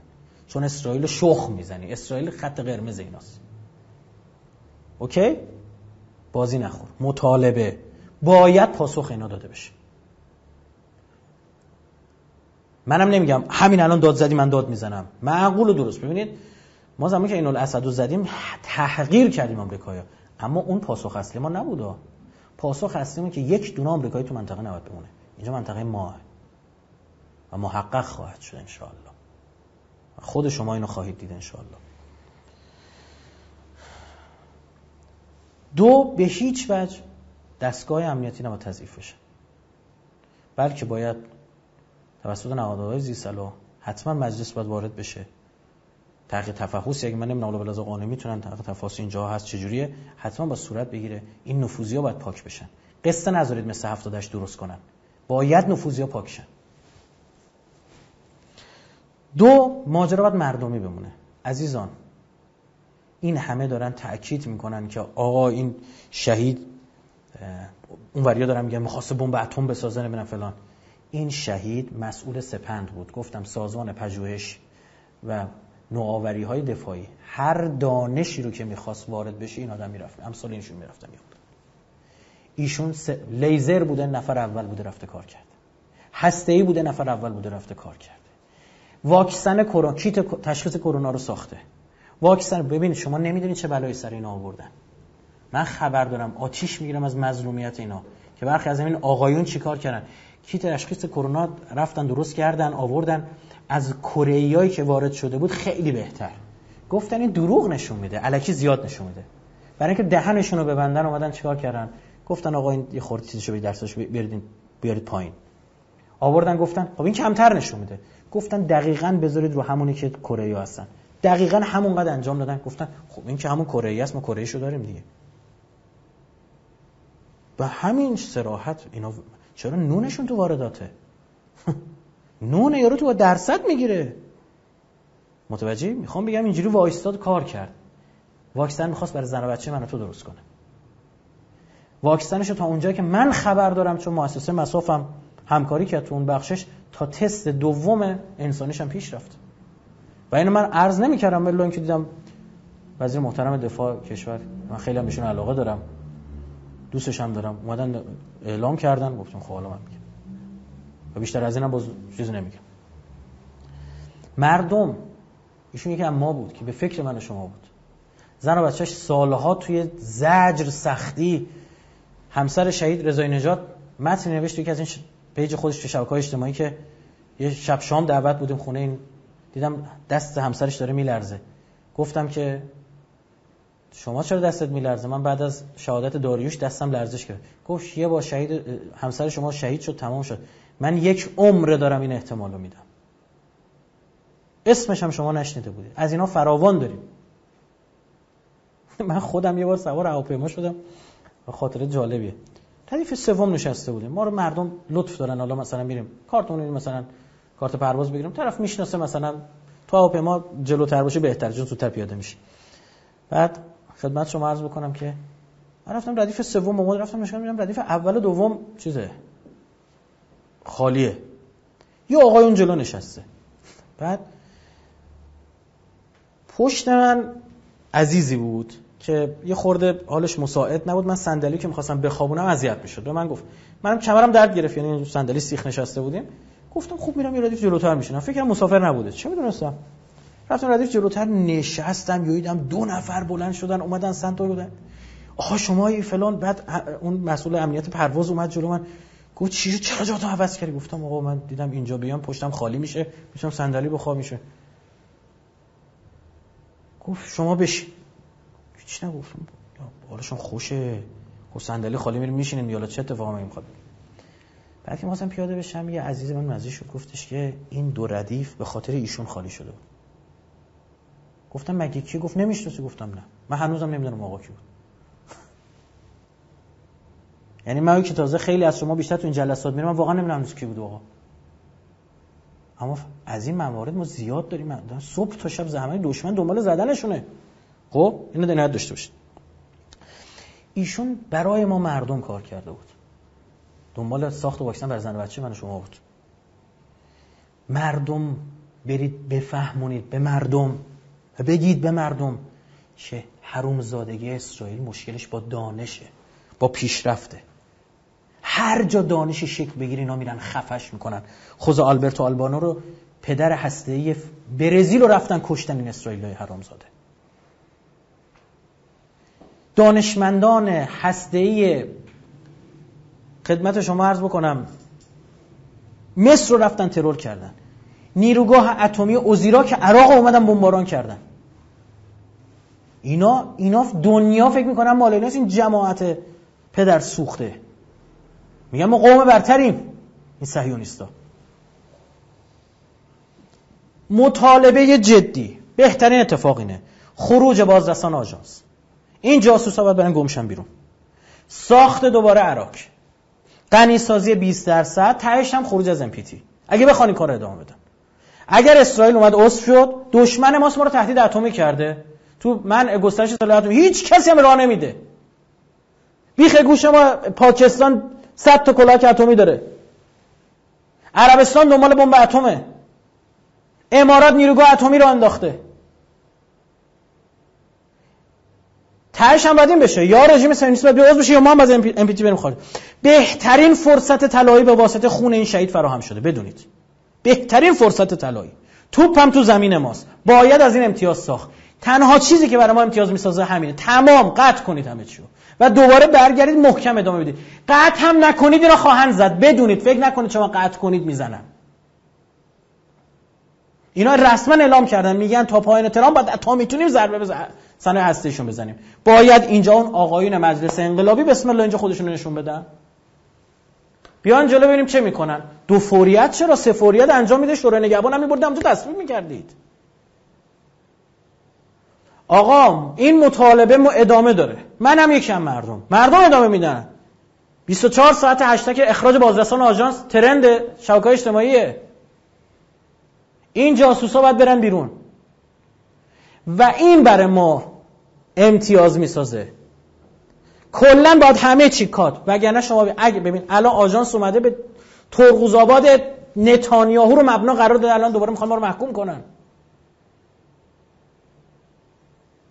تمام باید کات صورت بگیره، مطالبه مردم و به وقتش اینو منم میفهمم، به وقتش حتما چند تا از این سگا باید کشته شن که بفهمن دوره بزندره واقعا تموم شده. نه ما تو بازی ترامپ میافتیم، نه بازی اینا رو پیش میبریم. خوب دقت کنید، این باید مطالبه صورت بگیره. اخراج بازرسا تموم. مثلا من دیدم رئیس سابق سازمان انرژی اتمی گفت آقا مثلا من دارم طرح میارم برجام خارج شیم، بسم الله سرمنه این مردش بیاد جلو. این آقایون نماینده مجلس هم باید رأیشون رو شفاف کنن در مورد این مسئله. بعد ما بفهمیم به کی چه کسی رأی. اگه رأی آورد کلا که هیچی، بحث شفافیت من پیگیر هستم. اما اگر قرار باشه باید بفهمیم چه کسی رأی داده. حتما باید این اتفاق بیفته. ما پیگیر تک تک نماینده مجلس ها هستیم. سازمان انرژی اتمی باید موظف بشه که سریع همکاری‌ها رو قطع بکنه، اینا بنازه بیرون و ماجرا تمام. این خون این شهید یه راه صحیح برای امتیاز گرفتن از غرب برای ما درست کرد. این خون رو حروم نکنید. این فرصت طلایی رو نسازید. سرتون درد آوردم، عذرخواهی میکنم. ان شاءالله عروضم مفید و فایده بوده باشه. ان شاءالله که مرضی رضای خداوند متعال، شهدای عزیزمون و امام زمان عجل الله قرار بگیره. دعا کنیم برای همدیگه، کمک کنیم تا جایی که میتونیم به مردممون تو این ایام. ما که تو مؤسسه هر کاری والله دستمون در میاد داره انجام میدن. مهر مهدوی صبح و شب داره کار میکنه. جالب این مسئولش من داشتم صحبت میکردم، گفت جایزه داریم درست میکنیم، غذا میبرن.